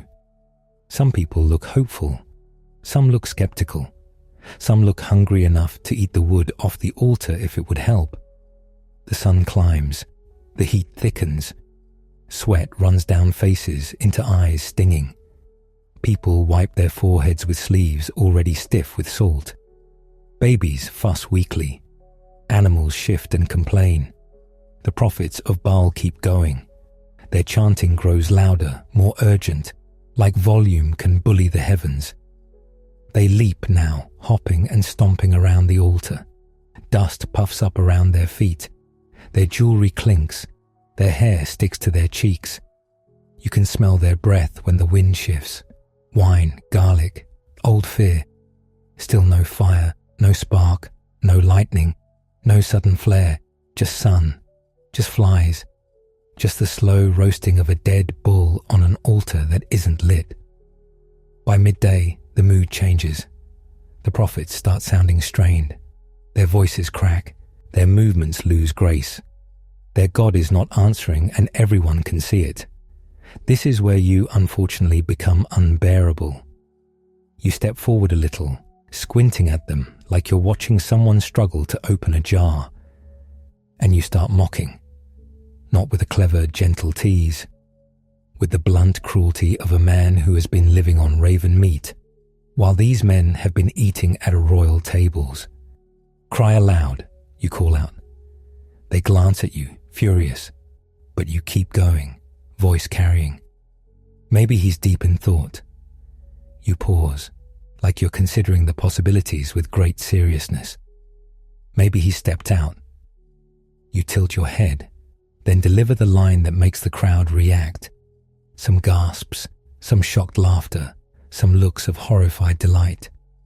Maybe he's relieving himself.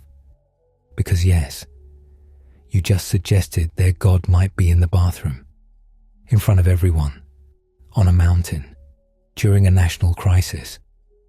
The prophets of Baal snarl and scream back, but they also get louder, because mockery works like a match in dry grass. They double down. They shout until their throats go raw. They call Baal's name like it's a weapon. They spin and stomp and throw their bodies around the altar. Their faces flush red with exertion and humiliation. Still nothing. So they escalate again. They pull out knives. Not for the bull, for themselves. They start cutting. Arms, shoulders, foreheads. Wherever skin is easiest to open. Blood beads up, then runs in thin lines down their bodies, dark and sticky. It drips onto the dust. It smears on their hands. It flicks in little droplets when they jerk and dance. The smell changes. Fresh blood in hot air has a thick copper stink that crawls into your nose and sits there. Flies go insane, landing on open cuts like they've found a festival. The prophets keep shouting, but now it sounds like pain. Their eyes look wild. Some of them are crying. Some look like they're trying to work themselves into a trance. The crowd watches uneasy. This isn't entertainment anymore. This is desperate. Hours pass like this. Afternoon slips toward evening, and the prophets of Baal are still flailing, bleeding, and begging the sky. And the sky remains offensively normal. No voice, no answer, no fire. Their God is silent, and it's not subtle silence. It's the silence of an empty room after everyone has left. You wait until they're spent, until their voices are hoarse, until their dancing turns into stumbling, until they look like men who have run out of tricks and are now just throwing their own blood at the problem. Then you step forward and call to the people. Come near to me. The crowd hesitates, then shifts, moving in closer, drawn by the gravity of a moment that finally feels like it's going somewhere. You walk toward the broken altar of the Lord. It sits there like a wound. You crouch and start gathering stones. Not fancy stones, not polished, just the kind of rough rocks you can find on a mountain, sun-warmed and dusty. You rebuild the altar piece by piece, your hands scraping on grit. Dust coats your palms. Sweat runs down your arms. You can feel eyes on you, thousands of them, watching every movement. You choose 12 stones, one for each tribe of Israel. You stack them carefully, deliberate, like you're rebuilding something larger than a pile of rock. Then you dig a trench around the altar. It's hard work in dry ground. The dirt is stubborn. Your tool scrapes, hits stones, grinds. The trench forms slowly, a ring of disturbed earth around the altar, like a boundary. Then you arrange the wood. Then you bring the bull. Same messy business. The smell of raw meat. The slick shine of fat. The weight of flesh placed on wood. You step back. So far, this looks like every sacrifice anyone has ever seen, except the part where one man is doing it in front of a nation and a king who wants him dead. Then you do something that makes the crowd murmur. You call for water, not a sprinkle, not a symbolic dab. Water, in a drought. You can feel the shock ripple through people like wind through dry grass. Water is currency right now. Water is argument starter, fight stopper, life decider. Men bring jars anyway, because when someone stands like you stand, people move. Clay jars appear, carried with care, sloshing faintly. The sound alone makes mouths water. You can hear people swallowing. You tell them to pour it on the offering. They hesitate, because that feels insane, but they do it. Water spills over meat and wood, darkening everything, running in streams down the altar stones.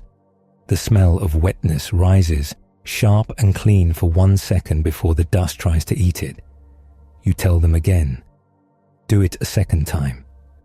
More water, more precious, stolen from somewhere water. It splashes, soaking the wood until it looks heavy and miserable. It runs down, filling the trench in muddy rivulets. Somebody in the crowd makes a sound like a whimper. You don't look, You tell them again, a third time. At this point, you're basically committing a public crime against hydration. The water pours, and now the sacrifice is drenched. The wood is dripping. The stones glisten. The trench fills up until water sits there visibly, reflecting the bright, ruthless sky. Everything about this setup screams, fire should not happen. You've made it as difficult as possible. You've taken the one thing people would blame if nothing happened, dry kindling, and turned it into a soaked mess. You step forward. The prophets of Baal are still nearby, slumped and bloody, watching with hollow fury. Ahab stands stiff, eyes narrowed, like he's waiting to see whether you'll finally fail. The people lean in. Even the animals seem quieter, as if the whole mountain has paused. You lift your voice, not with frantic shouting, not with self-harm, not with dancing. You speak like you're talking to someone who's actually listening.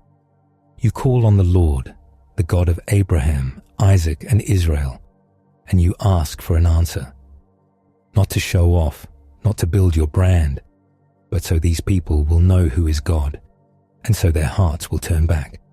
Your words hang in the air, simple and direct. And then, fire. It doesn't creep in. It doesn't politely arrive. It falls. A sudden, roaring column that slams down onto the altar, like the sky just punched the mountain. Heat blasts your face. Your beard hairs curl. The crowd recoils with a collective gasp that sounds like a wave pulling back from shore.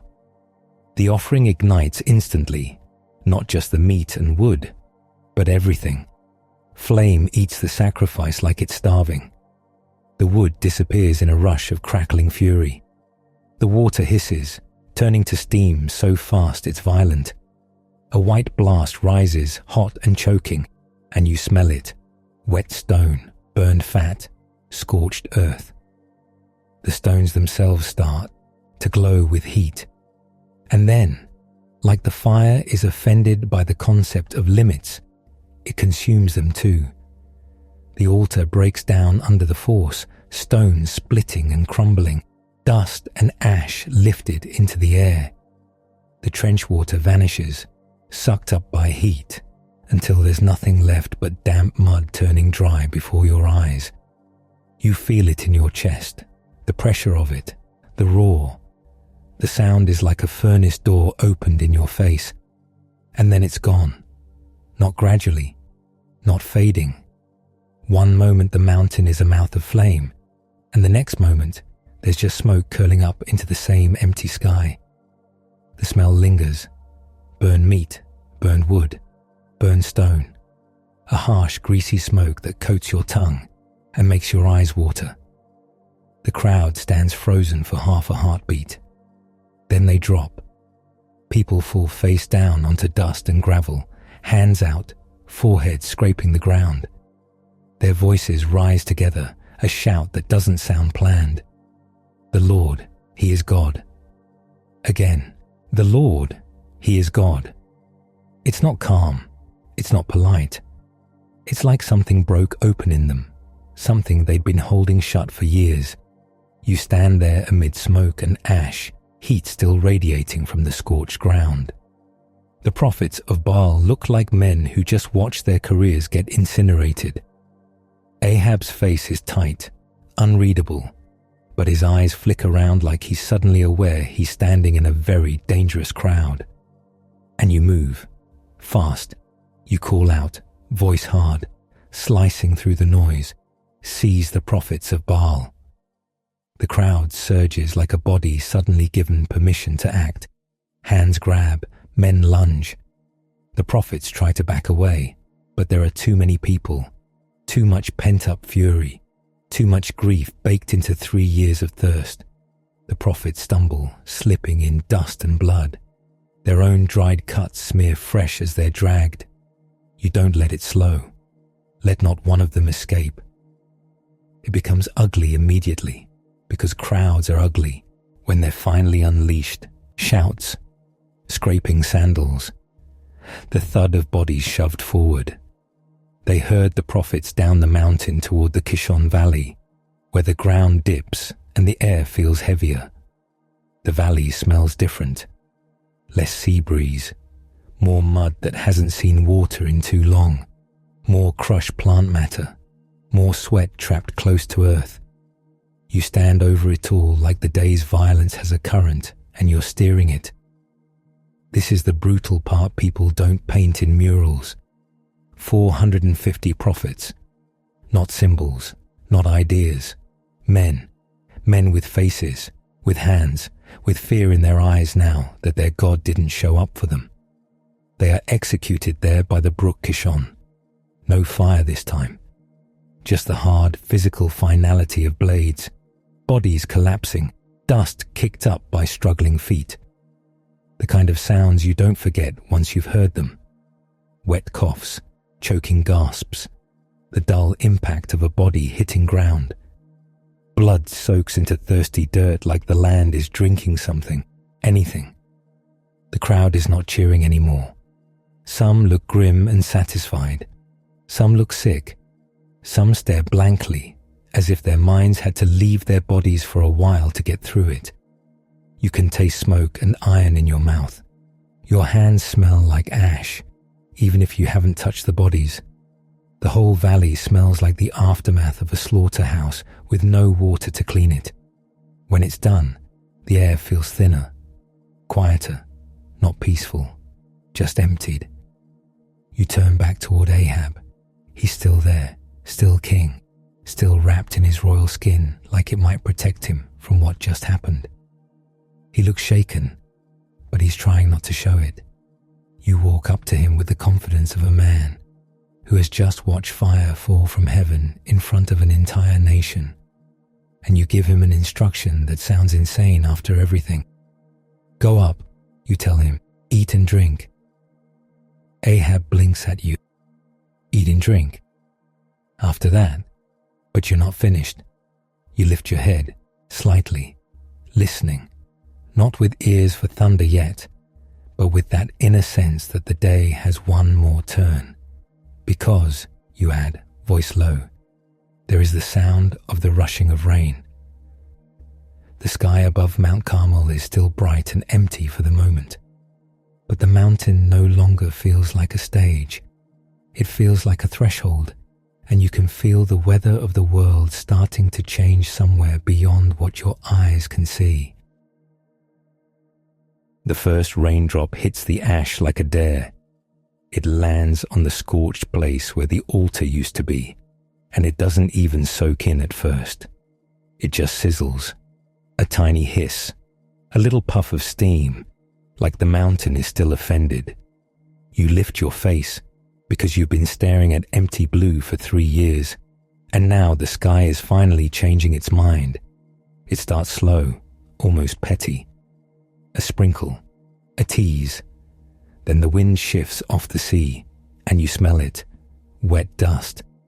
That sharp, clean scent that makes your mouth flood with saliva, even if you're not thirsty. The crowd makes a noise like a single animal realizing it might live. Ahab has already turned uphill, because kings don't wait around for the consequences. He's climbing back toward food like a man who's been holding his breath for a year. You don't follow him. You go higher, to the place where you can see the horizon, and you drop to the ground, like your joints just quit their job. Your knees hit rock. Your palms hit grit.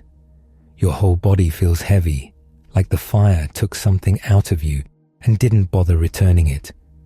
You fold yourself down, face near the ground, and you pray like a man who is too tired for poetry. Out over the sea, the sky is still mostly clear, but a little bruise of cloud is forming. You send your servant to look, because even prophets get weirdly practical when they're exhausted. He comes back shaking his head. Nothing. You send him again. He returns again. Nothing. By the time you send him the 7th time, you feel the desperation underneath your ribs, the old fear that you'll be left standing here looking foolish, with a wet altar and no rain. Your servant comes running back, breathless, eyes wide. A cloud, he says, small as a man's hand. That's all it takes. You scramble up like you've been stung. You tell him to run to Ahab, now, because the wadi will flood, and the road will turn into a clay nightmare, and the king will be stuck like a beetle in mud. The sky darkens in minutes. The wind becomes serious. The first real drops hit the stones, fat and heavy, and the sound spreads across the mountain like applause. Then the heavens open. Rain pours down in sheets, like a curtain yanked loose. It slams into the ground, into hair, into eyes, into mouths. It runs in sudden rivers down the slopes, grabbing ash, grabbing dust, grabbing blood-stained soil and dragging it all downhill. People scream and laugh at the same time. Some fall to their knees and just drink from puddles like animals, hands shaking as they scoop up brown water full of grit and bits of leaf. Nobody cares. After 3 years, you'll take mud-flavored life with gratitude. The smell is unbelievable. Wet earth, wet wool, wet goat, smoke finally giving up and washing away. It's the most beautiful, disgusting perfume you've ever been punched in the face with. Ahab's chariot creaks into motion down the slick path, wheels already collecting clumps of mud. And you, because you are apparently built different, or maybe just running on pure divine adrenaline, tuck your cloak up and start moving. Not jogging, not a dignified brisk walk, running. The rain hits your shoulders hard. Mud sucks at your feet. Your lungs burn with cold air and wetness. But you run down the mountain and onto the road like you're being chased by something worse than Jezebel. The chariot is behind you, horses snorting steam, hooves hammering the soaked ground. And somehow you're ahead. You splash through puddles, through runoff, through the beginning of a flood. Water sprays your legs. Your hair slaps your face. You taste rain and grit and exhaustion. It's the strangest escort a king has ever had. The royal chariot rolling behind you, and you out front like the world's angriest, wettest herald, dragging the whole country into a new season by sheer stubbornness. By the time Jezreel rises ahead, the city looks slick and dark under a bruised sky. Water streams down the walls. Gutters overflow. Dogs huddle under whatever shelter they can find, looking personally betrayed by the weather. You reach the gate soaked through, chest heaving, and your legs finally remember they are legs. They wobble. Your body is shivering, not from cold exactly, but from the crash, the fire, the shouting, the killing, the praying, the sprinting through a storm. Your insides feel scraped out. Ahab rides in, drenched and grim, and disappears toward the palace. You stand there in the rain, blinking water out of your eyes, and for a moment you think, maybe that was it. Maybe the worst is over. You'd think after calling fire from heaven, you'd feel invincible. But the next morning, everything falls apart. It starts with a messenger, not Jezebel herself, of course. Queens don't do their own dirty errands. They send a man with a damp cloak and that hunted look of someone delivering a message that might get him killed by either side. He finds you where you've taken shelter, somewhere that smells like wet straw and old smoke. He doesn't sit. He doesn't eat. He just stands there dripping on the floor like a bad omen. And he speaks fast, like he wants the words out of his mouth before they burn him. Thus says Jezebel, he announces, swallowing hard. So may the gods do to me, and more also, if I do not make your life like the life of one of them by tomorrow. By tomorrow, not eventually, not when it's convenient, not we'll see. A deadline, a schedule, a queen with a calendar, and your name written on it in ink. Your stomach drops so hard you feel it in your knees. Because you can handle fire from heaven. You can handle a mountain full of screaming prophets. You can handle drought, ravens, widows, dead children, royal tantrums. But Jezebel's threat is different. It's not dramatic. It's not mystical. It's administrative. You picture her face, painted eyes, sharp mouth, the kind of calm that comes from having people killed with paperwork. You picture palace guards, knives, a quiet hallway at night, and you realize something awful. Yesterday, you stood alone against hundreds and won. Today, you're one man in a kingdom with a queen who does not lose. Your hands go cold. Your skin feels too tight. You can still smell smoke in your hair, and suddenly, it makes you nauseous. You don't argue with the message. You don't send back a witty reply. You just leave. You get up like your body has decided without consulting you.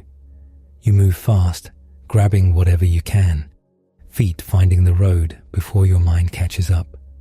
The rain has eased, but the world is soaked, and every step splashes. Your cloak is heavy with water. Your hair drips down your neck. Your sandals slap mud. Behind you is Jezreel, the palace, the queen, the whole mess you just lit on fire. In front of you is open land, wet and grey and endless. You head south. You don't stop to look back. The road turns ugly in the way only a storm after drought can manage. The ground isn't softened like a nice, normal rainy season. It's been baked hard for years, so now water just sits on top, turning dust into slime and ruts into traps. Carts are stuck, animals slip, people curse loudly because everyone's patience is still brittle from thirst. You pass travelers with soaked bundles and wide eyes. Some recognize you. They stare like you're the man who brought both drought and rain, and they don't know whether to bless you or throw a rock. Nobody wants to be the first to pick a side this morning. Your legs keep moving anyway. Hours pass, and your body complains in increasingly rude ways. Your thighs burn, your feet blister, your stomach gnaws at itself. You realize you haven't eaten properly since, when? Before the mountain, before the killing. Your mouth tastes like old smoke and fear. The sky stays, low and grey, and every so often another short burst of rain spits down, cold as a slap. You finally reach Beersheba, down in Judah, where the air feels different. Not clean, exactly. Still dust, still sweat, still animals. But the pressure of Jezebel's reach eases, like you've stepped out from under a knife and into a fist. You find your servant and look at him. He's soaked, exhausted, eyes ringed with misery. And you do something that should probably be illegal, morally speaking. You leave him there. Not because you hate him, not because you don't need him, because you can't handle company. Because if anyone looks at your face right now and asks a single gentle question, you might fall apart into a pile of wet fabric and sobbing. So you send him away. You keep going. One day's journey into the wilderness. The land dries out quickly once you leave the settled places. Stormwater doesn't last long here. The sand drinks it. The wind steals it. The sun peeks through the clouds like a cruel supervisor coming back from break. The wilderness smells like hot stone and scrub. Your skin begins to dry and crack again. Salt from dried sweat tightens on your arms. Your lips split. Your eyes burn from staring into light that bounces off pale ground. And the silence out here is heavy. No market noise, no village dogs, no voices. Just wind hissing through brittle shrubs and the occasional buzz of an insect that sounds like it's mocking you. By midday, your body starts to lag. The adrenaline that carried you from Jezreel is gone now, drained out somewhere along the road, like water from a cracked jar. Your shoulders sag. Your breathing turns shallow. Every step feels like you're dragging the last 3 years behind you on a rope. Then you see it. A broom tree. Not majestic. Not a cedar. not even a respectable olive. It's a scraggly desert shrub, hunched and thin, like it's trying to make itself small so the sun won't notice. But it has shade, a small, mean little puddle of shade. You stumble toward it and drop down hard. The sand is gritty. Little stones dig into your hip. The air under the shrub smells like dry twigs and old dust. You sit there, back against the thin trunk, and everything inside you finally catches up.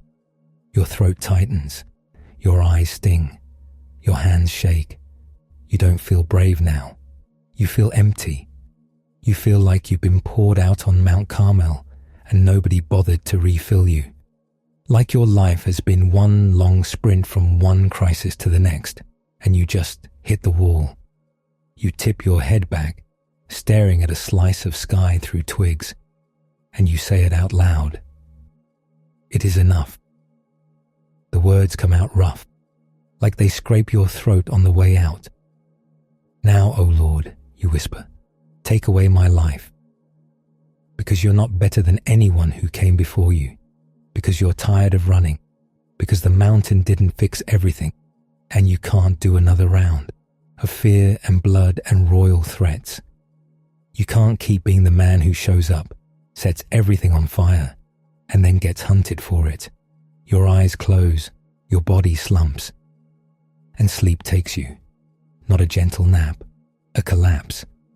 The kind where you don't even remember falling. A touch wakes you, not a rough grab, not someone shaking you like a sack of grain. A simple touch, like a hand checking whether you're still in this world. You blink, disoriented, and the first thing you notice is the smell. Bread, warm baked bread. Your stomach reacts instantly, twisting with hunger so sharp it feels like an insult. You look down, and there it is beside you, a cake baked on hot stones. Not fancy, not honeyed, just flat bread, the kind travelers make when they've got flour, a little oil, and desperation. There's also a jar of water. The jar sweats in the heat, cool against your fingers when you touch it.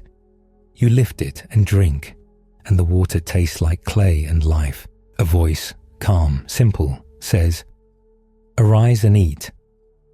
You don't argue. You eat like a man who's forgotten what food is. The bread is coarse, slightly gritty. It sticks to your teeth. It's perfect.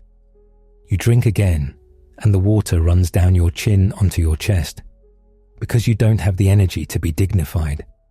When you've eaten, you lay back down. Your eyelids sink. Sleep grabs you again, heavy as a blanket. A second time, the touch. A second time, the voice. "Arise and eat," it says, and this time the words carry a quiet urgency, because the journey is too great for you. You open your eyes, and again there's bread, again water.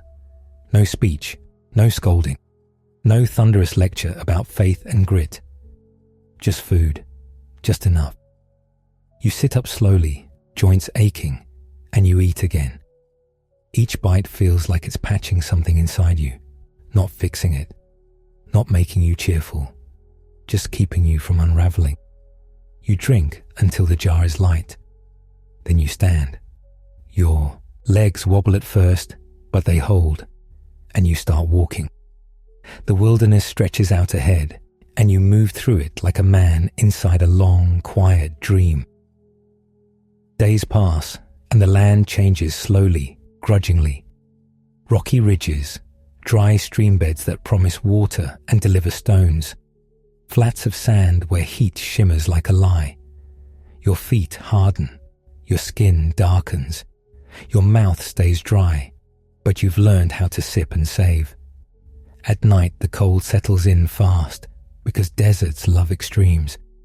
You wrap your cloak tight, and it smells like sweat, dust, and old smoke that never fully washed out. The ground under you is never soft.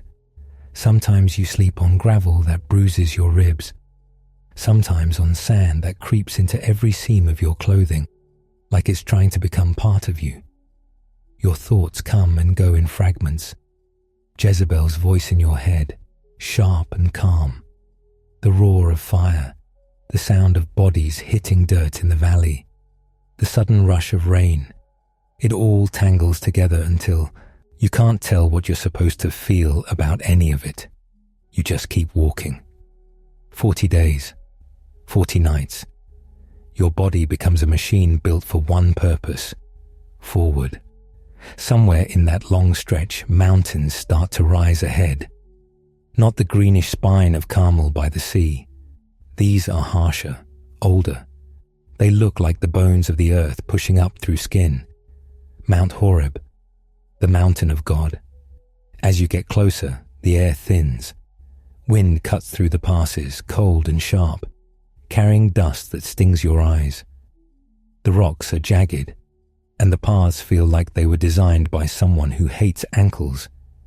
Your muscles ache constantly now. Not the ache of one bad day. The ache of weeks of pushing a tired body through a world that doesn't care. By the time you reach the mountain, you feel hollowed out, like the wilderness scraped you clean. You find a cave, not a cozy cave, not a charming little hideaway, a hole in rock that smells like damp stone, bat droppings, and the lingering musk of whatever animal used it last. You step inside and the temperature drops fast, the air cool against sunburned skin. You sink down in the darkness and let your eyes adjust. The silence in here is thick. Outside, wind whistles around the mountain like it's searching for something to break. Inside, you can hear your own breathing. Then a voice comes to you. Not a booming announcement, not a chorus of angels, just words, simple enough to make you flinch. What are you doing here, Elijah? You close your eyes, you swallow, and all the bitterness that's been sitting in your chest like a stone finally rolls into your mouth. I have been very jealous for the Lord, you say, and your voice sounds raw in the cave, because the people have forsaken your covenant. You breathe in, and the air tastes like stone dust. They have thrown down your altars, you continue, and killed your prophets with the sword. The words gather speed, because you've been carrying them alone. And I, only I, am left. You laugh once, but it's not funny.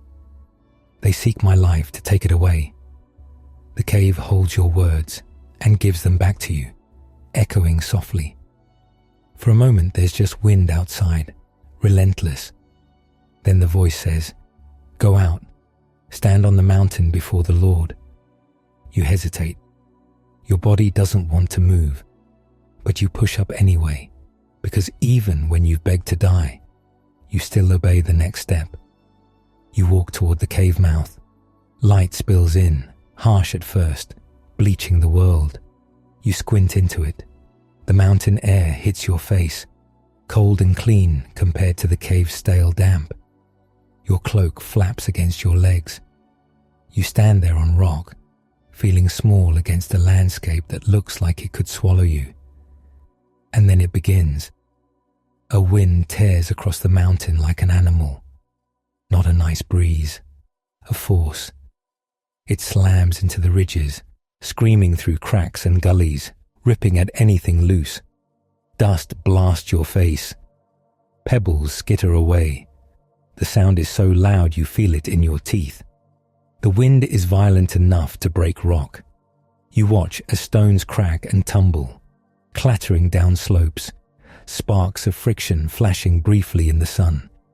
You brace yourself, leaning into it, cloak snapping like a flag. But the Lord is not in the wind. The wind passes, and the sudden quiet feels eerie. Then the ground jolts. An earthquake. The mountain shudders under your feet, and your stomach drops like you're on a ship in rough water. Rocks rattle. A deep groan rises from the earth, as if the world is complaining about being awake. Cracks open in places. Stones roll and bounce, clacking down into darkness. You spread your feet and try not to fall. Hands out like that will help. But the Lord is not in the earthquake. The trembling fades, leaving the air buzzing with aftershock. Your heart hammers, your mouth is dry. Then fire comes, not the clean, targeted fire you saw on Carmel. This is wild. Flame moves across the mountain in flashes and tongues, catching on scrub, licking up dry growth, racing along the wind's edges. Heat washes over you in waves, and the smell is sharp, burning brush, sap, smoke that bites the throat. You flinch back, eyes watering. For a breath it feels like Carmel again, like the sky is about to punch the earth. But the Lord is not in the fire. The flames pass, smoke thins, the mountain settles into a wary silence, and in the aftermath, after wind, after shaking, after heat, you hear it, a sound so small it almost doesn't count, a thin silence, a quiet voice, not shouting, not performing, not demanding blood, just there. It slips into the space that all the noise left behind, and it reaches you like a hand on your shoulder. You pull your cloak up over your face because suddenly you feel exposed, not to weather, to being seen. You step forward, trembling a little, and stand at the entrance of the cave again, half in shadow, half in light. The voice speaks. "What are you doing here, Elijah?" Same question. No change in tone, no sarcasm, just the truth, held up gently but firmly, like someone asking you to look at your own face in water. And you answer again, because you don't have another answer. You tell it all, the same words, the same ache. You've been faithful. They've broken everything. They've killed prophets. You're alone. They want you dead. The mountain listens without interrupting. When you finish, the voice doesn't call you useless. It doesn't tell you to toughen up. It gives you work. It gives you a next step that is solid enough to stand on. Go, it says. Go back the way you came. Go to the wilderness of Damascus. Anoint Hazael to be king over Aram. Anoint Jehu to be king over Israel.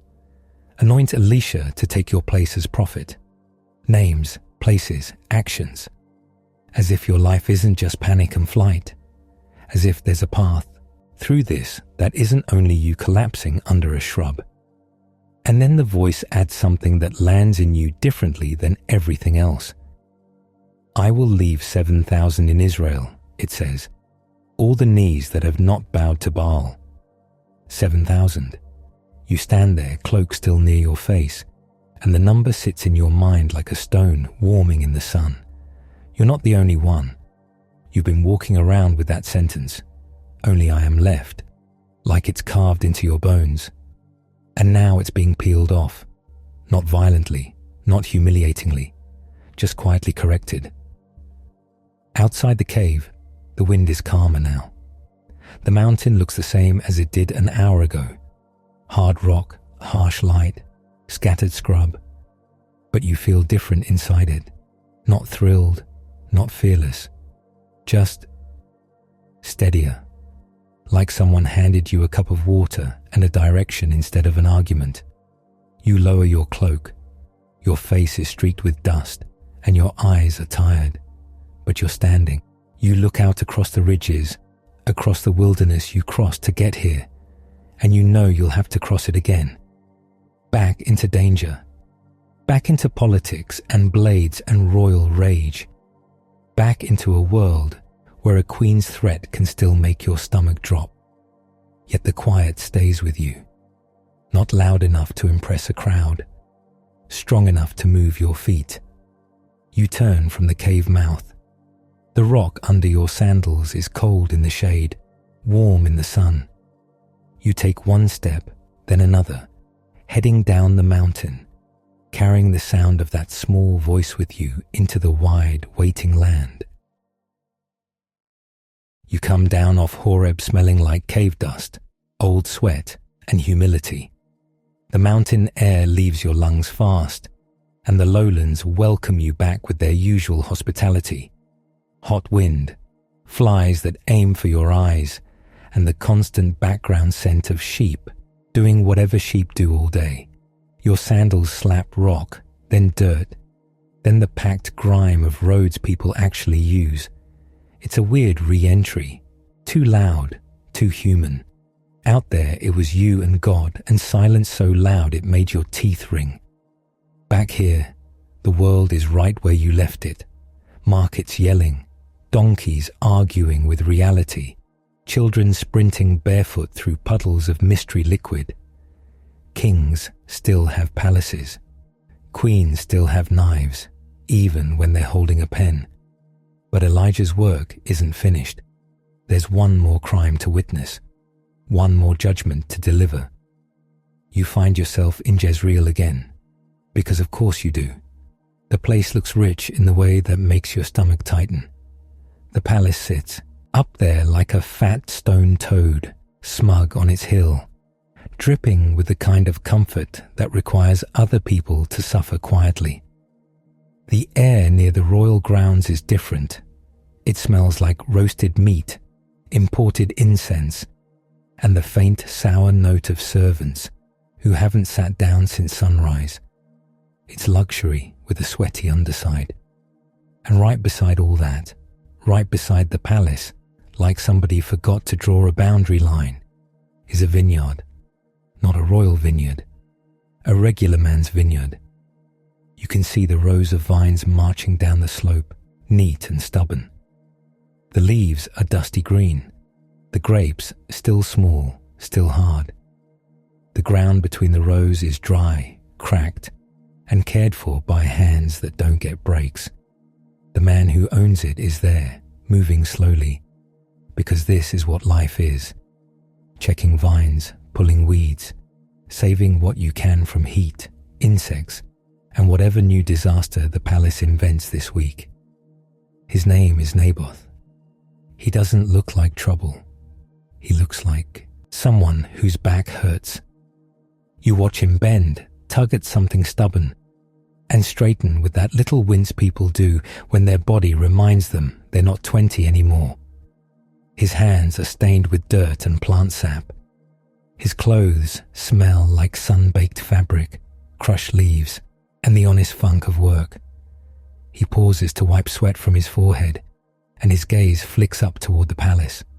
Just a quick look, a human look, the kind that says, "Please don't notice me today."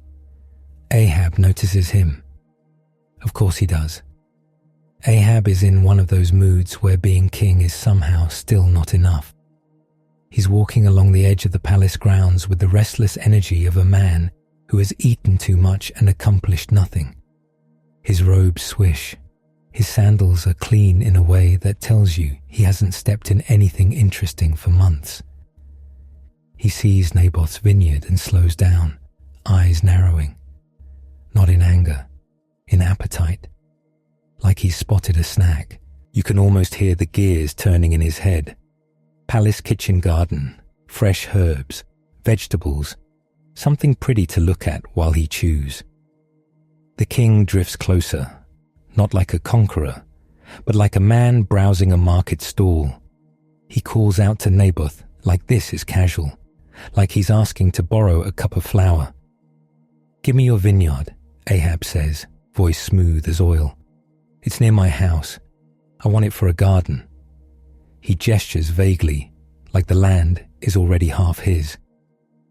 "I'll give you a better vineyard instead," he adds, generous in the way only someone spending other people's security can be. "Or if you prefer, I'll pay you whatever it's worth." It's almost polite. Almost. But the air changes anyway. Naboth straightens fully now. His shoulders pull back, and you can see the moment he decides he is not going to laugh nervously and hand over the last thing his father left him. He swallows once, and he says the most dangerous word in the presence of power. No, not shouted, not dramatic, just firm enough to make Ahab blink. "The Lord forbid that I should give you the inheritance of my fathers," Naboth says. Inheritance, not property, not investment. Inheritance. This land is his name in the dirt. It's his family's memory. It's the only security he has in a world where kings wake up bored and decide to redecorate with someone else's life. Ahab's face shifts. You watch the king's mouth tighten the way a child's does when someone tells him the toy isn't his. He doesn't argue. He doesn't negotiate. He just turns and walks away, stiff-backed, offended, as if Naboth personally insulted him by existing. It's almost impressive how fast he transforms from majestic ruler to man who didn't get his way at the market. Back in the palace, Ahab does what Ahab does best. He sulks. You see him later, sprawled on his bed, like a collapsed tent. He has turned his face to the wall. To the wall. He's the king of Israel, and he's having a full-body tantrum into plaster because a working man said no. Servants hover at the doorway, trapped in that nightmare scenario where you're expected to fix someone's mood without being given any tools besides stand there and try not to breathe loudly. Ahab refuses food. He refuses conversation. He's pouting so hard you can practically hear it. Jezebel enters like a blade sliding out of a sheath. She doesn't drift. She doesn't ask permission. She steps into the room and the servants immediately find reasons to be somewhere else because they value living. She looks at Ahab on the bed, face to the wall, and you can tell she's offended. Not by the problem, but by his pathetic technique. What is this? She snaps. Why is your spirit so vexed you won't eat? Ahab mumbles into the wall like a man trying to be misunderstood. I spoke to Naboth, he says, voice thick with wounded entitlement. Offered him money or a better vineyard. He wouldn't give it to me. Jezebel stares. The silence is sharp. Then she laughs once, a short sound with no warmth. Do you now govern Israel? She says. It's not a question. It's a slap. She steps closer, and her bracelets clink softly. Little sounds of wealth that came from somewhere, and you know exactly where. Get up, she tells him. Eat. Let your heart be cheerful. Cheerful, like he just misplaced a cloak, not like he's about to steal a man's inheritance. I will give you the vineyard of Naboth, she said. Ahab rolls slightly, like a dog hearing the word meat. He looks at her now. His eyes are interested. He doesn't ask how. He doesn't ask what it costs. His hunger returns in a different form. Jezebel moves fast. This is her element, not fire from heaven, paper, seals, quiet orders delivered by men who don't want to know details. You watch her sit at a table, and it's almost funny how ordinary it looks. A little lamp, a writing, surface, ink, the boring tools of administration. She writes letters in Ahab's name, in the king's name. She presses the royal seal into wax, and that small, stupid circle of authority becomes a weapon sharper than any sword. The letters go out to the elders and nobles in Naboth's city, the respectable men, the community leaders, the ones who sit at gates and talk about honor. Her instructions are neat, cold, and efficient. Proclaim a fast. Set Naboth in a prominent place. Find 2 men, 2 who will swear he cursed God and the king. 2 witnesses. That's all it takes to turn a life into a corpse, with everyone claiming they were just following procedure.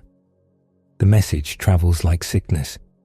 It arrives folded, sealed, official. The elders read it, and you can see the moment their faces change. They know who sent it. They know what happens to people who ignore it. They send servants running to prepare the fast, because now the whole town has to play its part in the theater.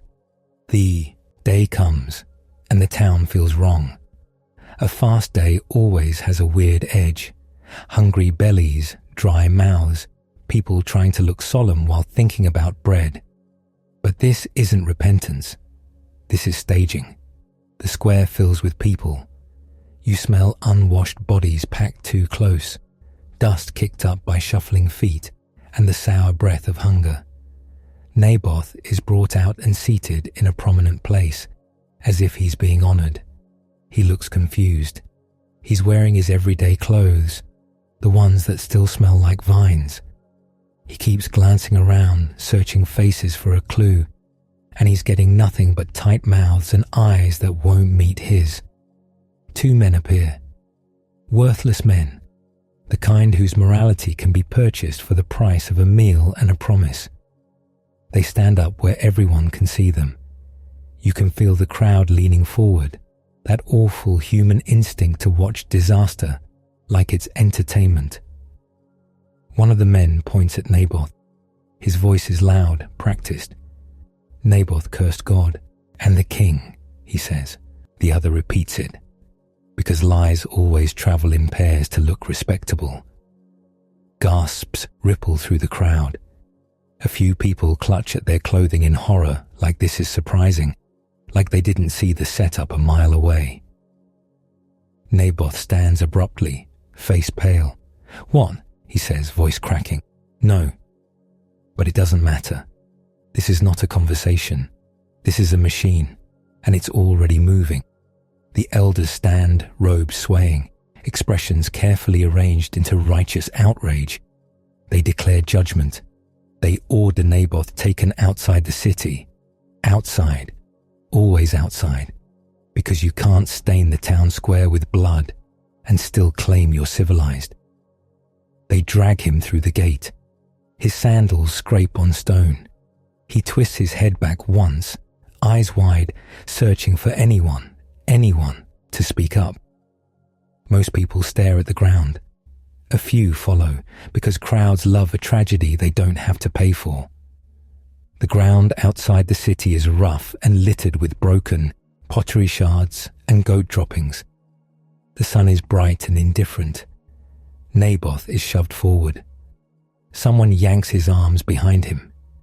He tries to speak again, but his voice is swallowed by the sound of men picking up stones. There's a particular sound stones make when a lot of hands grab them at once. A rough scraping, a hungry rustle. The first stone hits him in the shoulder. He jerks, stumbling. Another hits his ribs. He grunts, breath forced out, eyes darting wildly. Then it becomes a storm. Stones thud against flesh. Some hit bone and make a sickening dull crack. Dust rises around his feet as he falls to his knees. He tries to curl in on himself, but there's nowhere to hide from rocks. People shout, some with anger that's fake, some with the manic excitement of being part of something important. His body pitches sideways. A stone catches his head, and his movement changes. Less controlled, more helpless.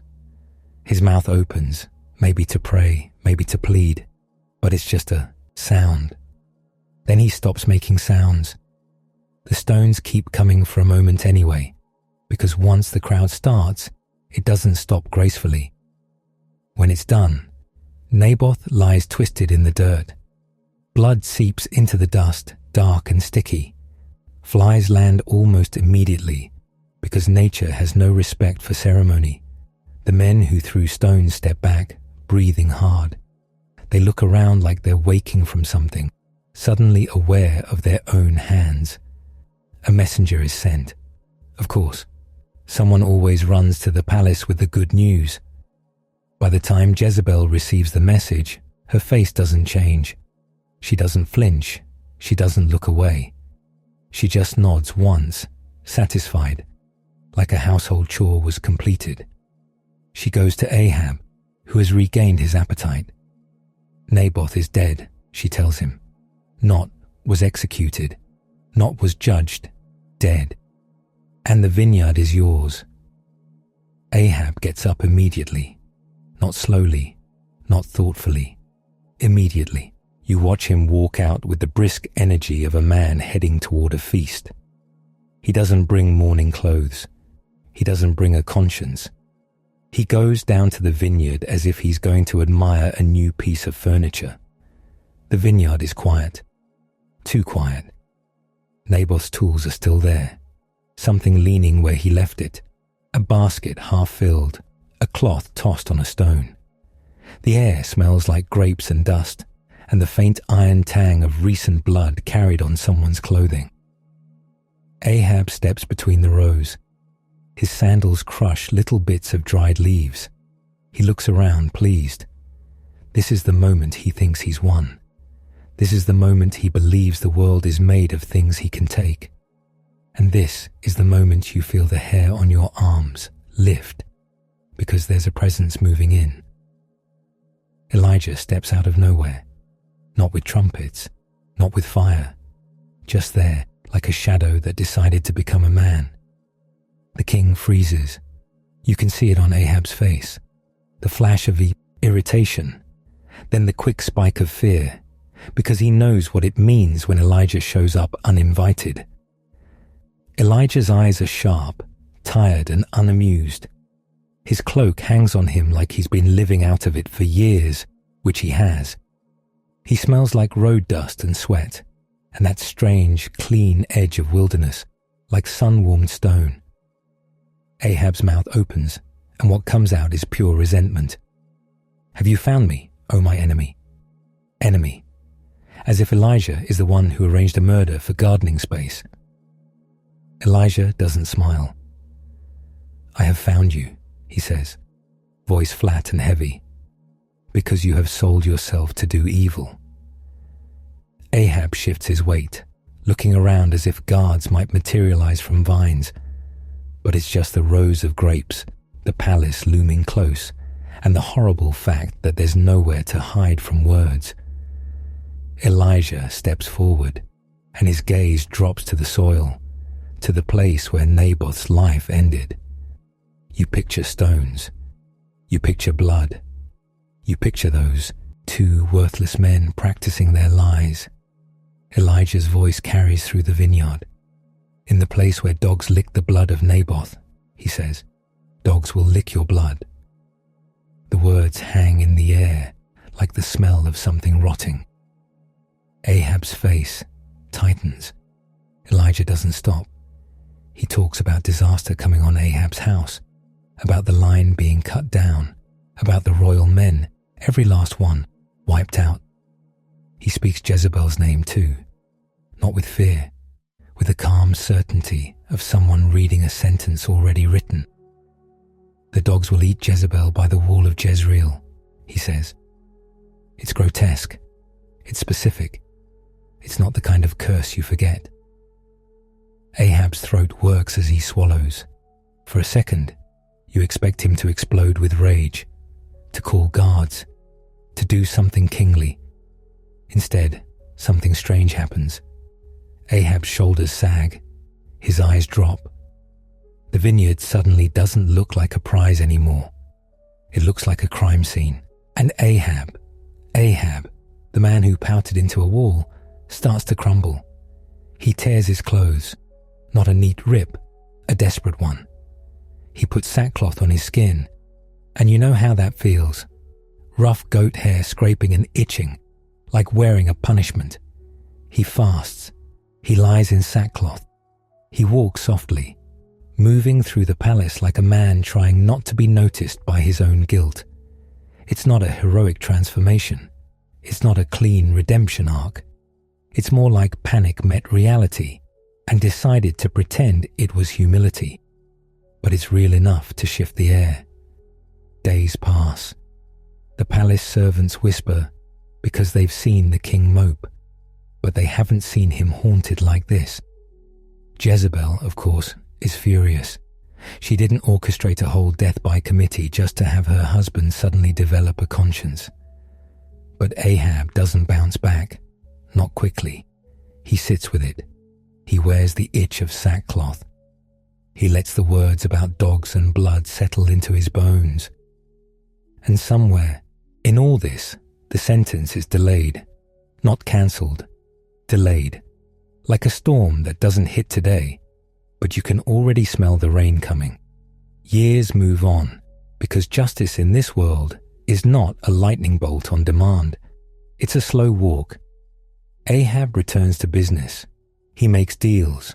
He plans wars. He sits on his throne again, but you can tell the vineyard never quite leaves him.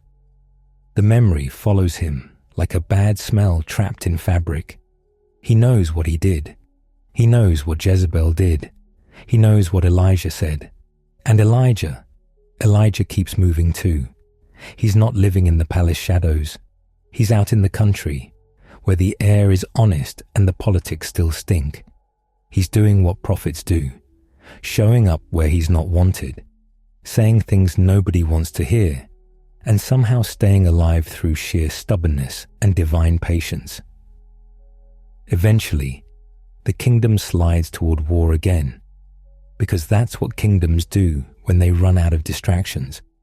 You find yourself watching preparations, soldiers tightening straps, sharpening blades, checking chariot wheels that have been repaired too many times. The air smells like leather, horse sweat, and fear disguised as excitement. Ahab wants Ramoth Gilead. He wants it back under his control, because kings always want one more thing. Jehoshaphat of Judah is there too, which adds this awkward family visit vibe to a military campaign. 2 kings, 2 sets of servants, twice the ego. They talk strategy with mouths full of confidence. Prophets gather, hundreds of them, telling Ahab exactly what he wants to hear. "Go up," they cry. "You'll succeed." They sound like people clapping for their own paycheck. One prophet even makes horns out of iron, because nothing says credible spiritual guidance like cosplay. Ahab eats it up. He loves it. He's nodding along, letting their words wash over him like warm water. Jehoshaphat, though, has that uneasy look, like a man who doesn't trust a room full of yes men. "Isn't there a prophet of the Lord here?" he asks. Ahab's face does that annoyed twitch again. "There is one," he admits, "but I hate him." Hate, not we disagree. Hate. Because he never prophesies good concerning me. The prophet is Micaiah, and when he arrives, you can tell immediately he's not part of the performance. He looks tired. He looks unimpressed. He looks like someone who has been dragged out of bed to tell a king the truth, which is always a terrible morning. They pressure him to speak favorably. Everyone wants him to just say the nice words and go home. He doesn't. He tells Ahab what he sees. Israel scattered like sheep without a shepherd. Ahab hears it and does that bitter little "I told you so" gesture toward Jehoshaphat. See? He's doing it again, blaming the messenger for the message. But the warning sits in the air, heavy and unavoidable. Ahab decides on a plan that is both crafty and deeply pathetic. He will go into battle, disguised. He'll dress like a regular soldier, hoping the doom won't recognize him if he's wearing the wrong outfit. It's the ancient equivalent of thinking the consequences won't find you if you change your hat. Jehoshaphat, for some reason, still goes into battle in royal robes. So now you've got one king cosplaying as a peasant and the other king dressed like a target. War begins the way war always begins. Noise, dust, and men trying not to die. Chariots rumble, horses scream, metal clanks. The air fills with grit and shouted orders that immediately become irrelevant. You taste dust on your tongue. It sticks to the sweat on your upper lip. At first, Ahab's disguise works. Enemy fighters chase Jehoshaphat, thinking he's Ahab, because he's dressed like the billboard version of a king. Jehoshaphat cries out, and the enemy realizes, wrong guy. They peel away, and Jehoshaphat survives, shaking, probably reconsidering every decision that led him here. Ahab stays in the chaos, hidden among his men. For a moment, you can almost believe he'll slip through. For a moment, you can almost believe the vineyard prophecy will just evaporate. Then an arrow flies. Not a dramatic aim shot with swelling music. A random arrow. Someone draws back a bow and releases without knowing exactly who they'll hit. The arrow slips between pieces of armor, right in that vulnerable place where straps meet and protection ends. It punches into Ahab's body. He jerks. His breath catches hard, like the world just slapped him. He tries to stay upright in the chariot, because kings don't like to die in a way that looks inconvenient. But the blood starts anyway. It seeps, then runs, warm and unstoppable. He tells the driver to turn back. "I am wounded," he says, voice tight. The chariot wheels jolt over uneven ground, and every bump makes him hiss. The battle rages around him, shouting and metal and panic, but it starts to feel far away. Ahab is propped up in the chariot, facing the enemy, because even while dying, he's trying to look like he's in charge. His blood pools in the bottom of the chariot. It sloshes with the motion, dark and glossy. The smell of it mixes with horse sweat and dust and iron. By evening, he's gone. His body slackens. His head tilts. The king who wanted a garden is suddenly just a heavy corpse in a chariot that reeks of death. They bring him back to Samaria. They wash the chariot in a pool, trying to scrub away what can't really be scrubbed away. The water turns pink, then red. It swirls around in lazy eddies. Dogs show up, because dogs always show up. They trot in with that casual confidence scavengers have, tails low, eyes alert. They lap at the water. You hear the wet, rhythmic sound of tongues. You see their muzzles dip and lift, dripping. And you remember Naboth outside the city. You remember the stones. You remember Elijah's voice in the vineyard, in the place where dogs licked the blood of Naboth. The prophecy doesn't shout. It doesn't celebrate. It just arrives, right on time, like a bill you thought you might dodge. Ahab's death doesn't fix everything. It doesn't undo a man's murder. It doesn't bring Naboth back to his vines. But it does something the world rarely gives you. It proves the memory holds. The crime doesn't vanish into paperwork and royal amnesia. Years later, the consequences keep walking. Ahab's line stumbles forward. Sons and officials trying to keep power stitched together with old fear. The palace keeps operating. The servants keep cooking. The dogs keep prowling the streets, ribs visible under mangy fur. And Naboth's vineyard still sits there, rows of vines quietly doing what vines do. If you stand in it at the right time of day, you can smell crushed leaves underfoot. You can hear insects buzzing lazily. You can see the palace above it, still smug, still heavy with stolen comfort. You can also feel, deep in your gut, that the land remembers. That soil holds stories. That blood soaks in and doesn't always stay buried. One day, not immediately but inevitably, a man named Jehu will ride hard into Jezreel. A body will be thrown into that same field. Someone will say, out loud, that they remember what happened here. Not to reopen the wound, to name it, to close it. For now, Elijah keeps moving.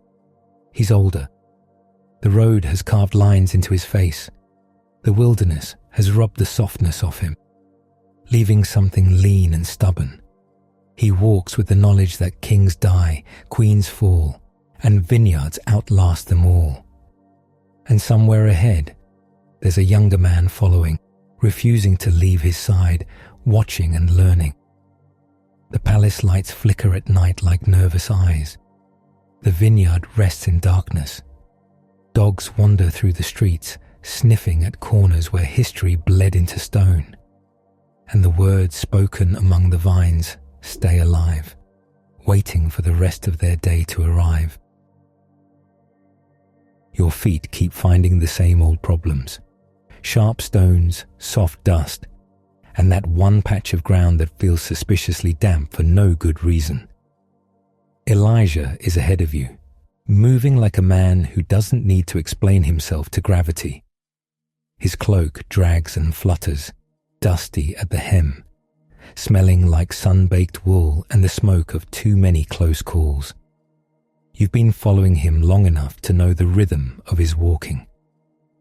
Today, the rhythm is different. Not frantic like Carmel, not hollow like the desert, just purposeful, like he's heading to an appointment he refuses to miss. And then the day arrives that makes Elijah unlike any other prophet, the part where he doesn't die. You wake up at Gilgal, and the morning hits you with that familiar Israelite welcome package.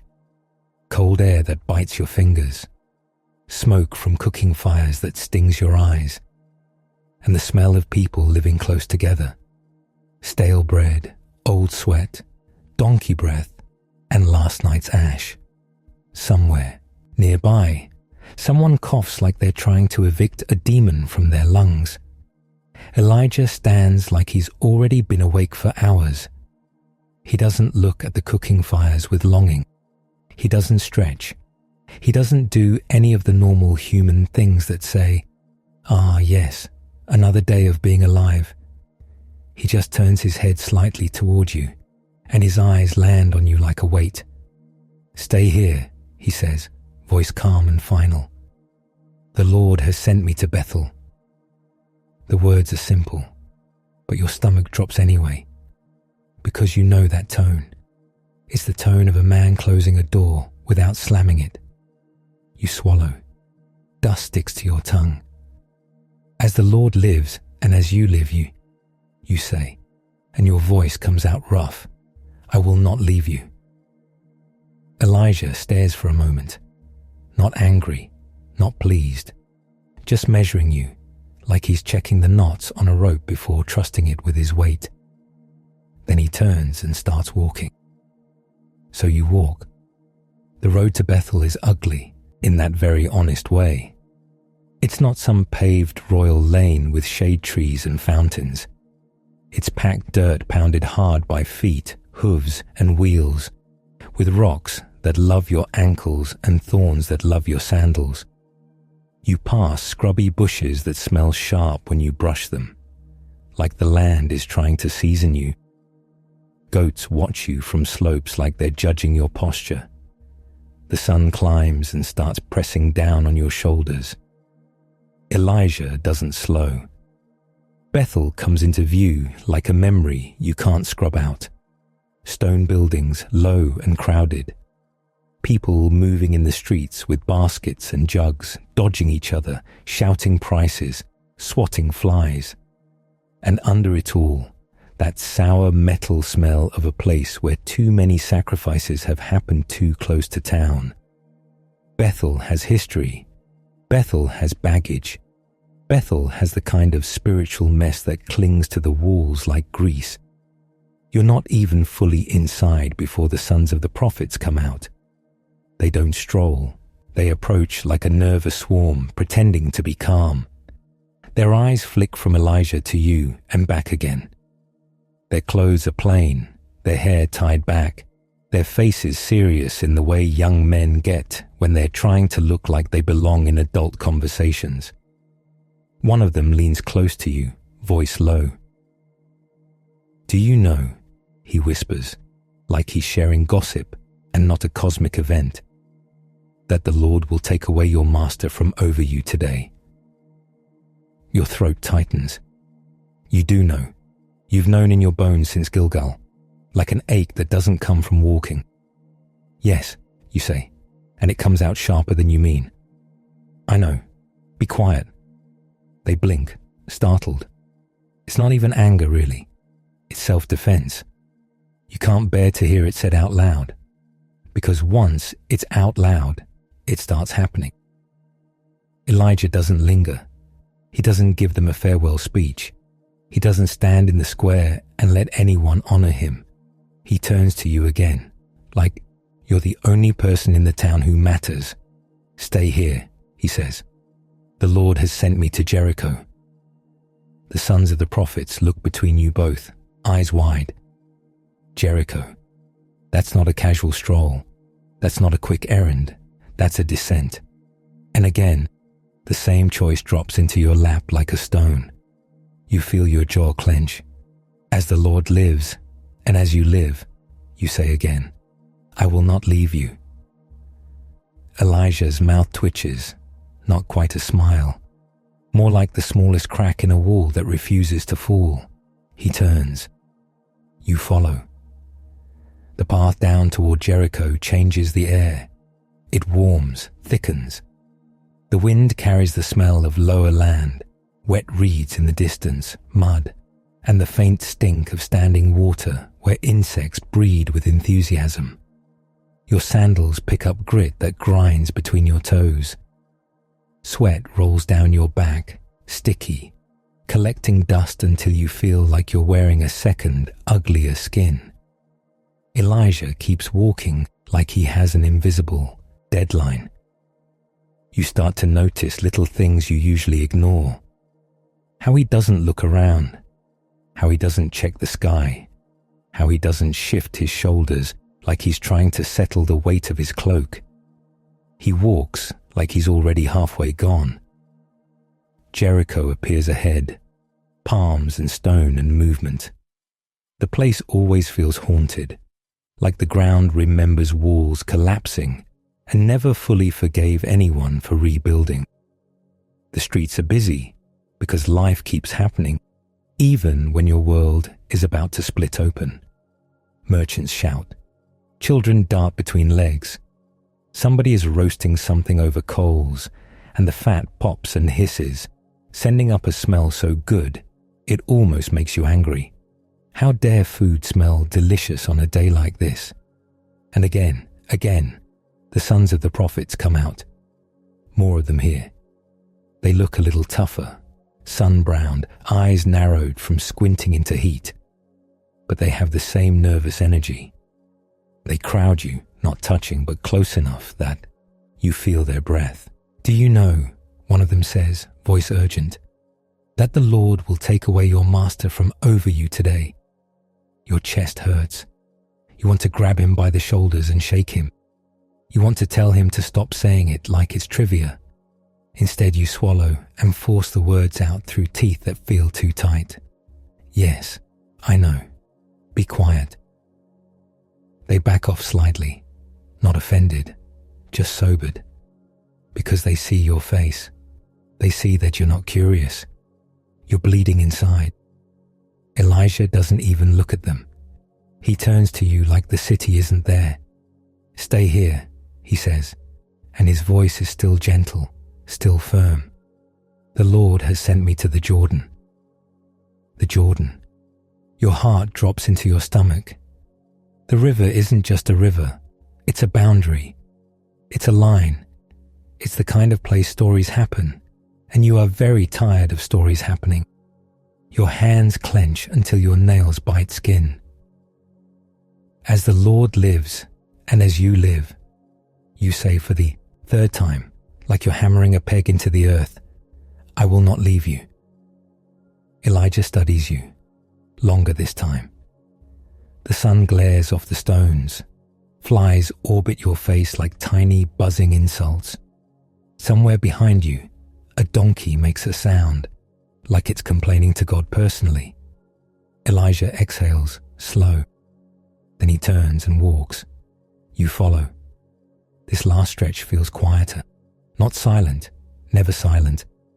There's always wind, insects, distant voices. But the world feels like it's holding its breath anyway. 50 men from the sons of the prophets trail behind at a distance. Not close. They're not part of this, not really. They're witnesses, like people who show up to watch a storm from a safe porch. They keep their space, and you can feel the fear in it. The Jordan comes into view, and it's not impressive in the way kings would like. It's not glittering and clean like a palace pool. It's moving, muddy water, thick with silt.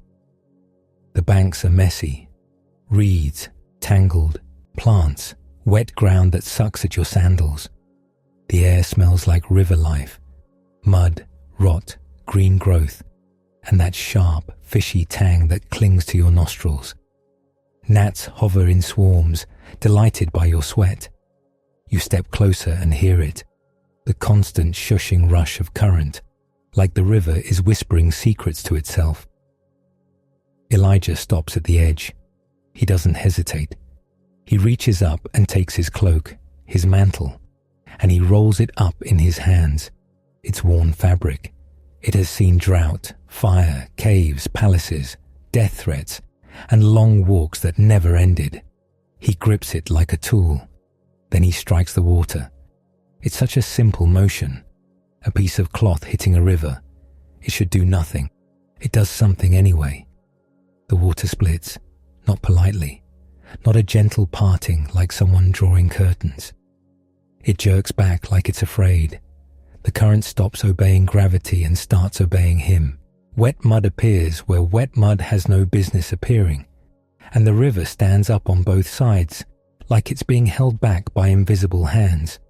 You stare, mouth open, because your brain refuses to accept what your eyes are doing.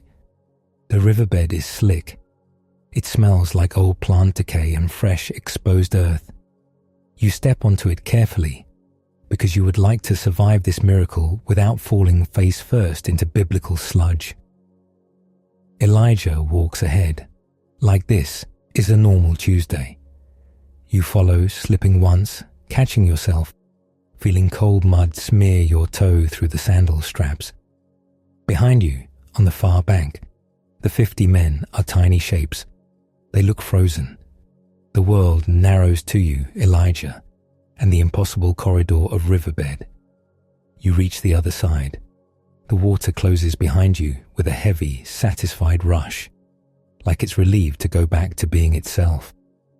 Now you stand on the far bank, alone with him. No cities, no crowds, just scrub and sky and the river muttering behind you. Elijah turns to face you. The wind tugs at his hair, at his cloak. His eyes are steady, and there's something in them you can't name. Not sadness exactly, not fear. More like the calm of someone who has already stepped into the next room. "Ask what I shall do for you," he says, "before I am taken away from you." There it is, plain as a stone in your hand.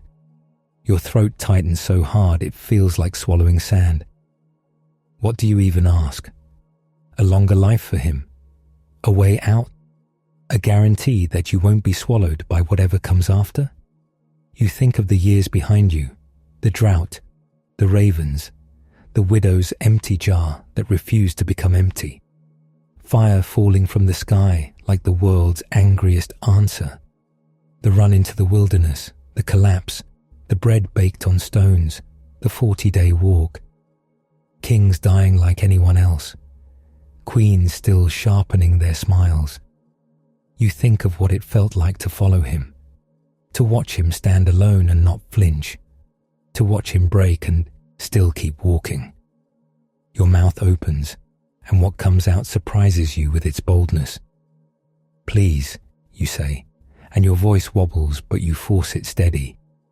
"Let there be a double portion of your spirit on me." A double portion. It's a big ask. It's the kind of request that would get you slapped at a market stall. Like walking up to a baker and saying, "I'd like twice the bread," and also your entire ability to make bread forever. You're not asking for a souvenir. You're asking for inheritance.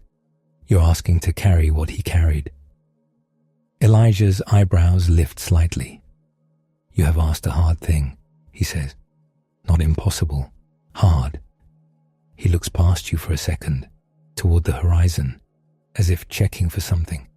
"If you see me as I am taken from you," he says, "it shall be so for you. But if you do not see me, it shall not be so." Your stomach flips.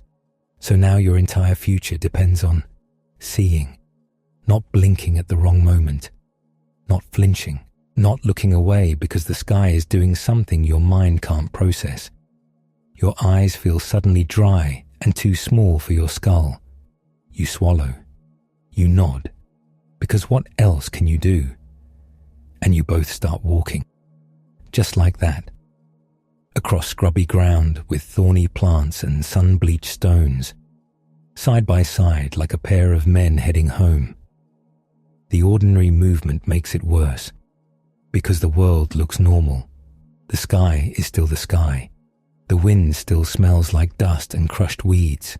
Somewhere, a bird calls out, rude and loud, and yet your skin prickles like there's lightning hidden behind the daylight. Elijah's footsteps crunch softly, your own sound too loud in your ears. You keep looking at him, then forcing yourself to look ahead, then looking at him again, afraid he'll vanish like smoke the moment you don't watch. Your eyes water from staring so hard. Then it happens, not gradually, not with a gentle warning. The air changes first. It thickens, like the world is inhaling. Your ears pop slightly. The wind picks up out of nowhere, whipping dust into your face. You taste grit. You squint, and your eyes sting. Elijah's cloak snaps hard, and his hair whips across his forehead. He stops walking. His body tenses like he's bracing against something huge. You stop too, heart punching your ribs. The wind grows teeth. It howls, and you can't tell where it's coming from, because it's coming from everywhere at once. The sky darkens, not like night, but like something is passing in front of the sun. A shadow that isn't cloud. A roaring builds, low at first, then rising, like the sound of 1,000 wings or a mountain cracking. You stand there with your feet planted and your brain screaming, "This is not normal, this is not normal, this is not." Fire appears. Not a small fire, not a campfire you can step away from. Fire like a living thing. Horses of fire, bright and terrible, moving like they're made of flame and fury. You smell it, hot air, sharp like metal, like the air after lightning strikes something close. You feel heat on your face, on your hands, on your eyelids. It's not the cozy warmth of a hearth. It's the heat of a forge, a heat that makes you aware of every hair on your arms, and with them, a chariot of fire. It's not creaky wood and squealing wheels. It's blazing, roaring presence. The sound alone makes your knees threaten to fold. The fire separates you from Elijah. One moment, he's right there. Dust on his sandals, lines in his face, the same human prophet you followed. The next moment, there is a wall of flame between you, and the world has decided to stop playing by your rules. You gasp. Your eyes are wide. You do not look away. You can't. Elijah is caught up in a whirlwind. The wind coils around him like a giant invisible hand. His cloak whips, his hair lifts, his body rises, and for a split second you see his face, calm, fierce, unreadable. Then he's going up, not falling, not dragged, ascending like the sky is pulling him home. Your throat tears open with sound. My father, you shout, voice breaking. The chariots of Israel and its horsemen." Your words get stolen by the wind and hurled into the spinning air. You keep staring. Your eyes burn. Tears stream down your face, not from emotion alone, but from the raw force of wind and dust. Still you stare, because you have to see, because you want to see, because if you look away, you lose him twice. The fire blazes, the whirlwind roars. Elijah becomes smaller, a figure swallowed by sky. Then he's gone, just gone. No body, no thud, no grave, no last breath. The wind collapses as quickly as it came, like someone shut a door on it. Dust falls back to earth. The sun returns to being the sun. The world goes quiet in that stunned aftermath way, like even the insects are embarrassed to make noise. Your arms shake, your mouth is open, and you can't remember how to close it. Your heart is hammering, and the air tastes like burned metal and dirt. The place where Elijah stood is empty, so empty it hurts. And then you see it. something dark on the ground. A piece of cloth. The mantle. His cloak lies there half-twisted, dusty, absurdly ordinary after what just happened. You step toward it like your legs belong to someone else. You pick it up with both hands. It's heavier than you expect, damp with your sweat almost immediately. It smells like him. Wool, road dust, smoke and wilderness. Your throat tightens again, but this time the tears are yours. You do the only thing your body can think to do. You grab your own garment and tear it in two. The fabric rips with that harsh, ugly sound. It's the sound of grief made physical. You stand there in torn clothes, holding Elijah's mantle, staring at the sky like it might give him back if you glare hard enough. It doesn't. No voice booms. No fiery figure drops back down, apologizing for the dramatic exit. Just wind, dust, the river behind you. A river you now have to cross. Alone. You turn toward the Jordan. Your feet feel heavy. Each step is too real. The bank is muddy, cluttered with reeds and damp stones. The smell hits you again. River rot and green growth. Gnats swarm your face like they've been waiting for you specifically. Across the water, on the far side, you can see them. The 50 sons of the prophet stand watching. They look like tiny figures cut from cloth, still and silent. You can almost feel their questions pressing through the air. Did it happen? Is he gone? Did you see it? Are you still standing? You reach the edge. The Jordan moves like it always has, unconcerned. You grip the mantle tighter. Your hands are sweaty. The cloth is rough against your palms. Your stomach twists, because now you have to do it, not watch. Do. You lift the mantle, roll it like Elijah did. Your arms feel too thin for this. You strike the water. Where is the Lord, the God of Elijah? You say, and your voice cracks on the name. For half a heartbeat, nothing happens. Your heart drops through your ribs. Then the water jerks back. It splits. It pulls away from the blow, like it recognizes the gesture. Mud appears again, slick and shining. The river stands up on either side, and a path opens like the world is making room for you. Your breath leaves you in a rush. You stare, stunned. Then you step forward. The mud grabs at your sandals. The air is cool down here, damp against your skin. Your legs wobble, but you keep walking, because there's no Elijah to steady you now. You cross.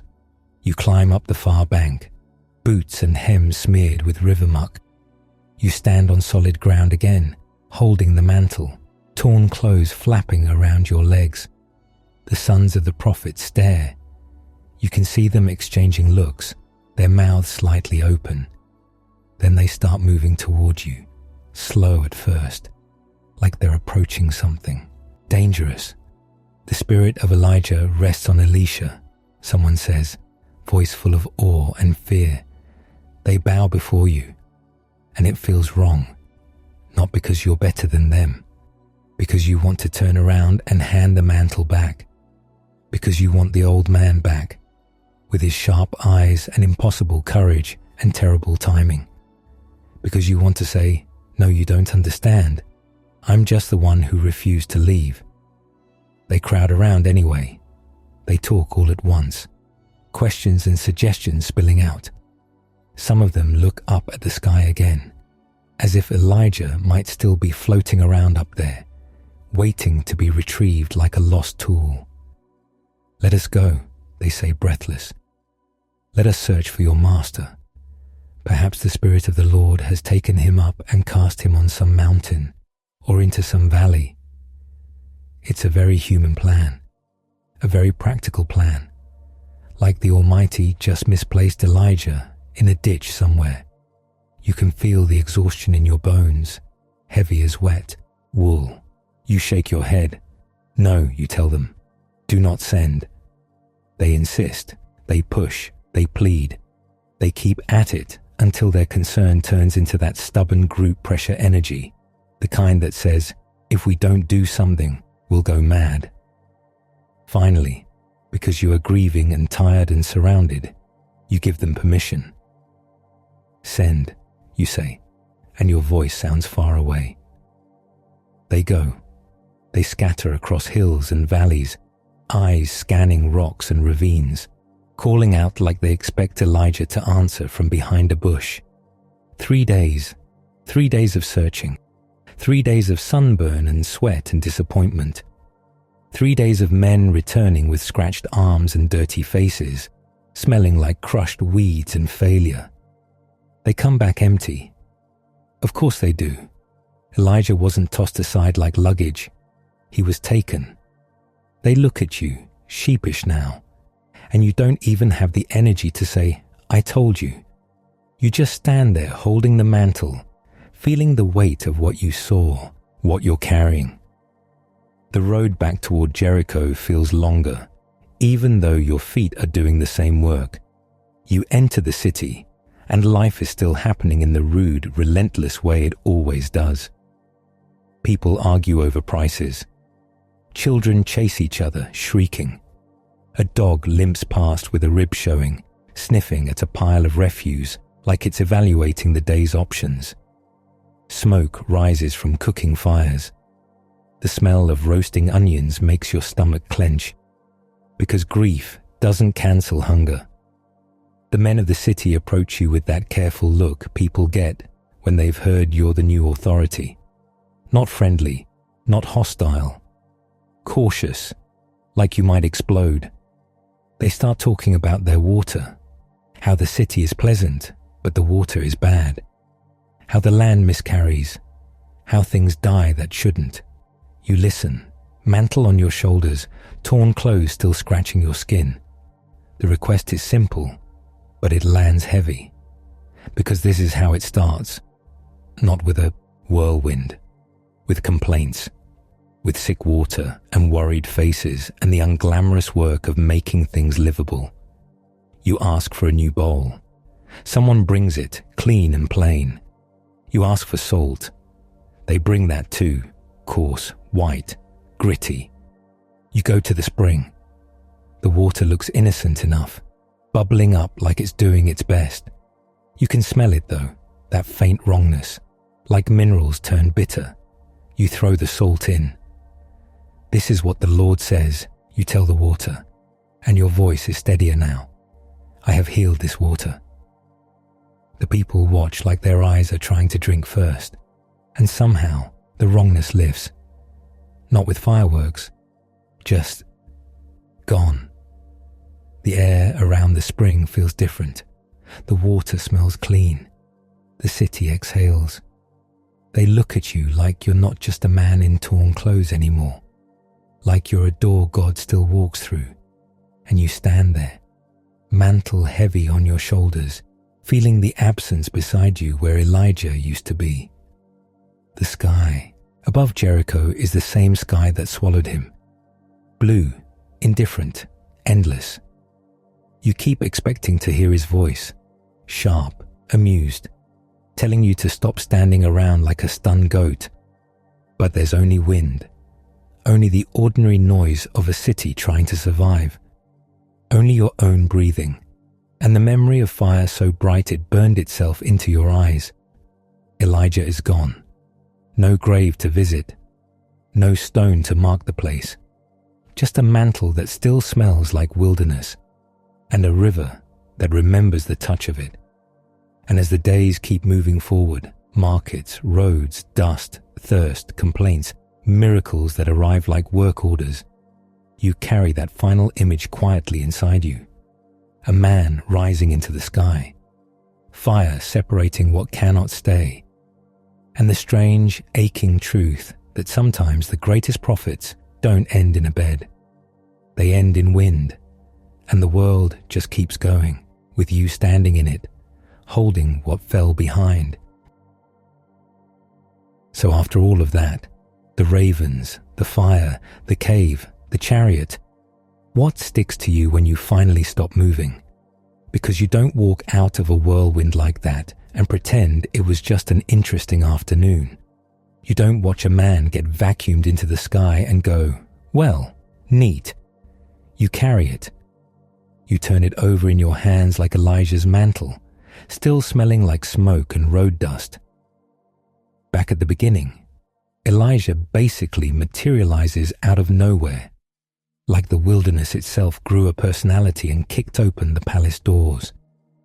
Ahab sitting there with his polished stone floors and political paranoia, and Elijah shows up dressed like someone who has never met a barber or a scented bath. He doesn't bring a gift basket. He brings a sentence, no rain. That's the first jolt. Faithfulness in this world doesn't always look gentle or diplomatic. Sometimes it looks like walking straight into the most dangerous room in the country and saying the one thing nobody is allowed to say, not because you're trying to be impressive, but because you're cornered by truth, and it has to come out of your mouth. And right after that, there's no victory parade, no palace applause. You get sent into hiding like a wanted criminal, because apparently announcing divine judgment comes with a complimentary manhunt, and the provision is unhinged. A brook, a patch of shade, and ravens delivering meals like the least hygienic catering service on earth.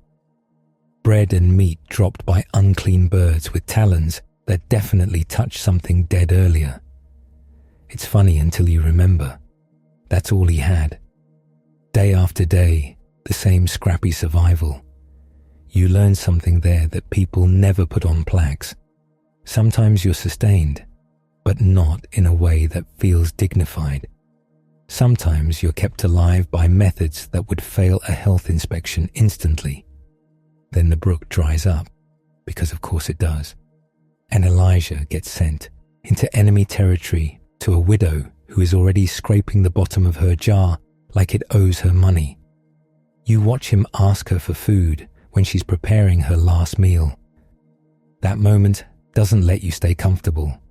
It says, faithfulness doesn't mean you only show up where resources are abundant and everybody is emotionally ready.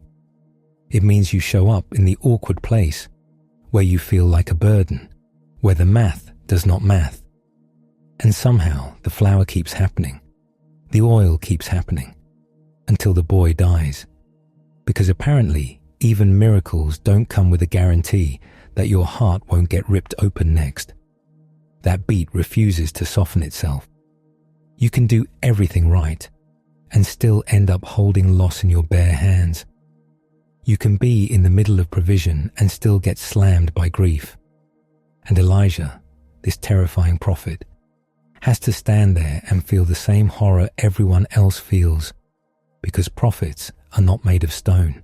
Carmel comes next, loud and sweaty, and soaked in the stink of desperation. 3 years without rain will make a nation weird.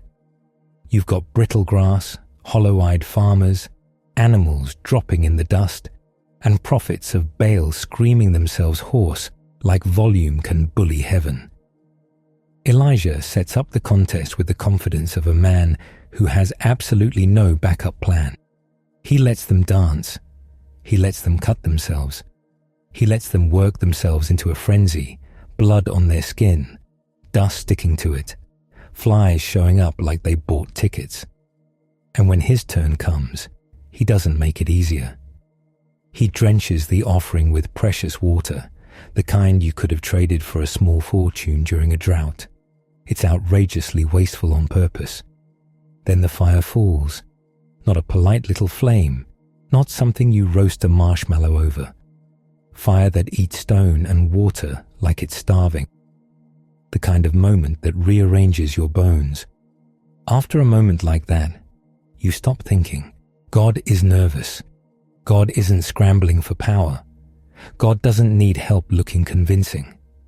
But right after the sky catches fire, the story swerves into the part that makes people blink. Jezebel sends one message, one threat, and Elijah collapses like a tent with the pegs pulled out. The man who faced kings and mobs and entire religious systems hits the desert and asks to die. No lightning strikes him for saying it. No heavenly lecture. No. Get it together, prophet. He gets food. He gets water. He gets rest. That is one of the kindest, strangest beats in the whole journey. The same God who answers with fire answers despair with bread.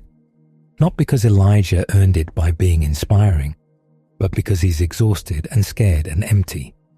So you get permission to stop pretending strong people never break. Elijah breaks. He breaks hard. And he's met with gentleness that looks almost embarrassingly practical. Eat, drink, sleep, get up, eat again. When he finally reaches Horeb, he's expecting drama. Most people are. Wind, earthquake, fire, the full divine performance package. Instead, the most important moment arrives like a whisper you almost miss. Not because it's weak, because it's precise. That's where the story lands its hand on your shoulder and steadies you. Power isn't always loud. Presence isn't always violent. Sometimes the truest direction comes quietly, after all the shaking is done. Then you get Naboth's vineyard, which is one of the ugliest, most human scenes in the whole collection. Ahab sulking like a spoiled child in a crown. Jezebel treating murder like a simple administrative task. False witnesses, public religious language used like a weapon. An innocent man crushed because someone powerful wanted his property. And Elijah shows up again, not with theatrics, but with a verdict, not immediate, not tidy, but coming. Years pass, and the words don't evaporate. Justice in this world can be delayed like a slow cart stuck in mud. But it does arrive. Even kings bleed. Even queens run out of road. So what does all of that feel like when you carry it home with you? It lands like this. You can be shaking and still keep moving. It means showing up anyway. It means walking into the palace even when your mouth is dry. It means sitting by a shrinking brook, accepting weird provision with dirty bird footprints on it. It means asking for help when you're ashamed to need it. It means letting yourself be fed when you've hit the bottom. Elijah is not held up as a superhero who never wavers.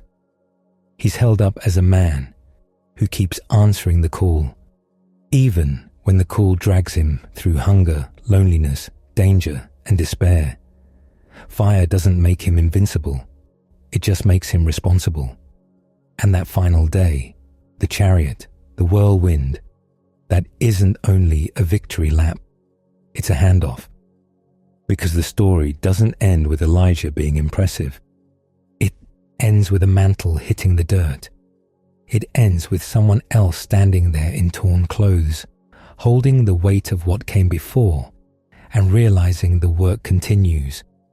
So you're left with a God who can split rivers and also bake bread on hot stones. A God who can answer on Carmel with fire and answer in the wilderness with quiet care. A God who does not despise the collapsing prophet, but feeds him. That's the closure tucked into all the dust and danger. You don't have to feel strong to be faithful. You just have to keep showing up, one hard step at a time, carrying what you've been given, while the wind moves on and the sky stays wide above you, steady and watching, as it always has. Years pass, and you keep expecting the sky to close up again. Not because you enjoy drought, but because your nerves remember what that man did to weather. You walk under perfectly normal clouds and still glance up like they might get offended. Somewhere in the back of your mind, there's this ridiculous thought. What if he's still out there barefoot, scowling at a horizon? And here's the strangest part of all. His story isn't over. It never was. Because Elijah didn't die. No grave to visit. No bones to argue over. No little shrine with a polite sign and a donation box. Just absence. A mantle on the ground, the smell of scorched air, and a sky that swallowed a man whole. So his name doesn't settle. It keeps moving. You feel it in the way people talk, half joking and half terrified, like they're whispering about a lightning storm that learned how to walk upright. They'll be eating their bread, scraping last night's lentils off a bowl, and someone will say, "What if he comes back?" And everyone pretends to laugh, because that's what you do when the alternative is staring into the unknown. Time keeps rolling forward like a cart with a bad wheel. Kings change, wars flare up. Markets stink the same way they always do.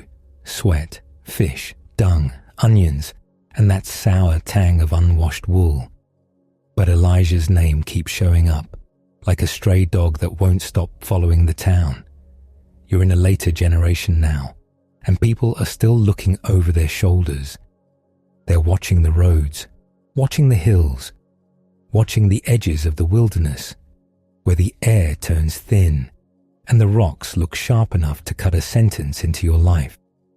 They talk about a day coming, big, bright, unavoidable, and before that day they say, Elijah will come, not as a hobby, not as a fun surprise guest, more like an alarm bell you can't ignore, a human thunderclap in sandals, the kind of arrival that means you should stop pretending your life is fine and maybe go.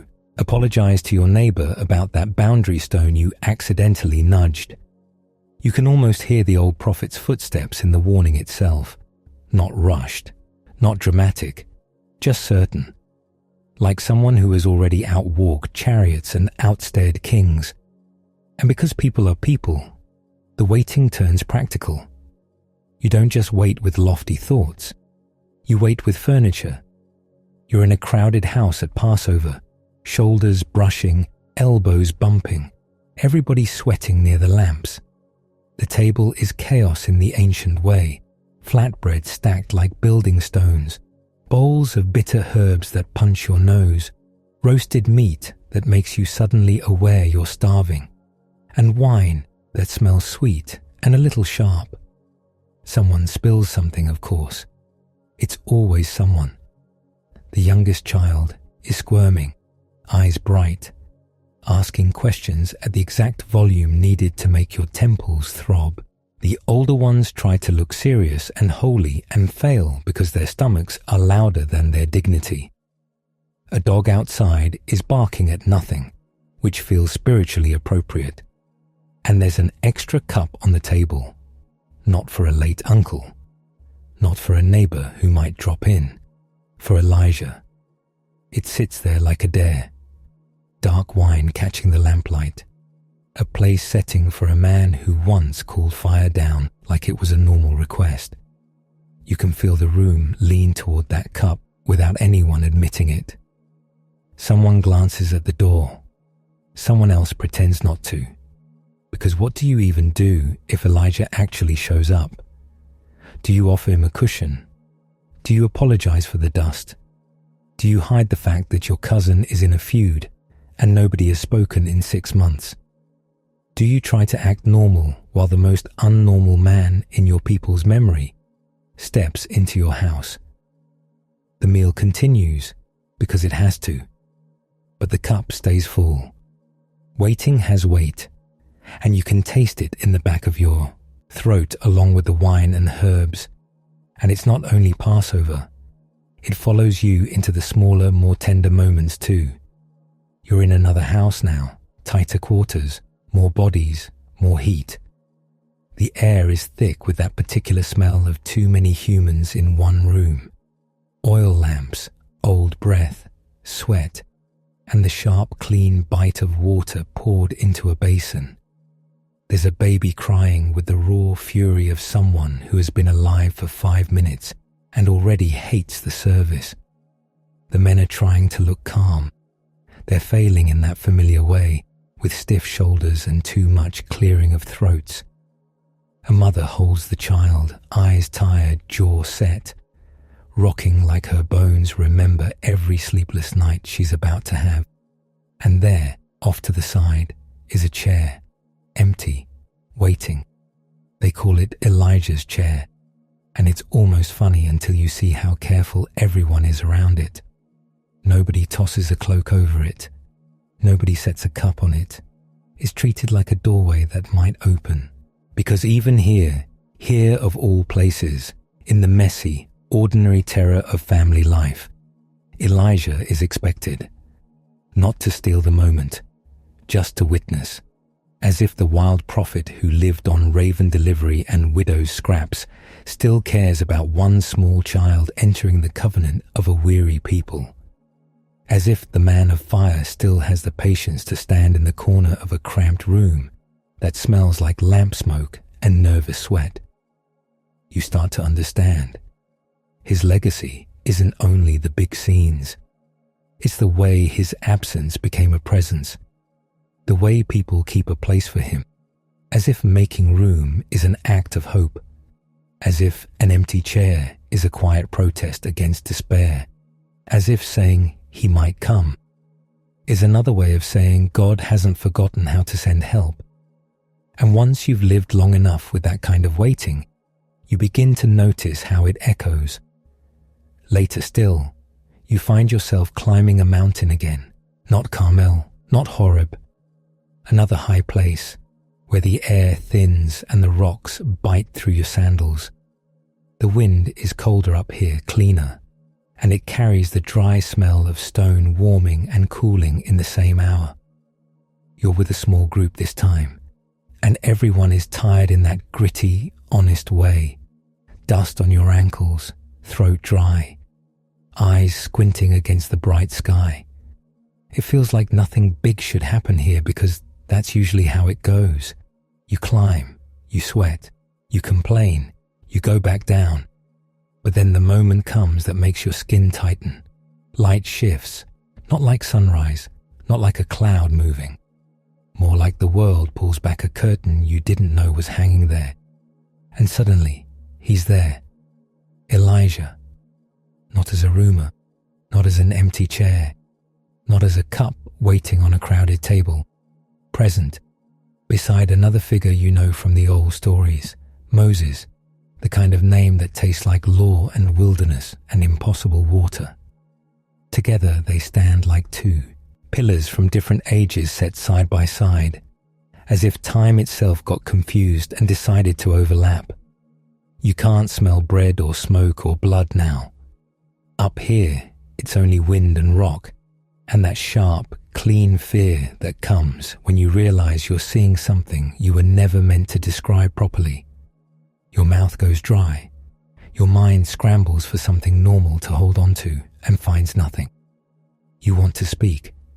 You want to do what humans always do when they're overwhelmed. Build something, organize something, fix it with a plan. But plans feel stupid on mountains where heaven leans close. And then the moment passes, because moments like that always do. You're left blinking in ordinary light again, heart rattling, hands empty. But you carry it down with you. Elijah doesn't settle into history like other men. He keeps slipping through cracks, showing up at the edge of a meal, at the edge of a family, at the edge of a mountain, at the edge of the last day people whisper about. When the world feels too heavy, he becomes the patron saint of not finished yet. Not because life stays dramatic. Most days are still just bread and work and sweat and arguments that start over nothing. The sky still does whatever it wants. People still get sick. Empires still grind on. But even in the ordinary, there's that empty place left open on purpose. A cup poured, a chair set, a story told again in the lamplight, while children yawn and adults rub tired eyes. Someone somewhere still half expects a hairy man to step out of the dark with desert dust on his hems and truth in his mouth. And maybe that's the last strange gift Elijah leaves behind. Not the fire, not the speed, not the spectacle, the waiting, the stubborn, steady refusal to believe that God only acted once. So the generations keep setting the place. They keep telling the stories. They keep listening for footsteps that don't belong to anyone they know. And somewhere above the roofs and roads and wilderness ridges, the sky stays wide, quieter now, but still wide. And the chariot, once seen, never really leaves you, like an afterimage burned into your eyes when you stare too long at bright fire.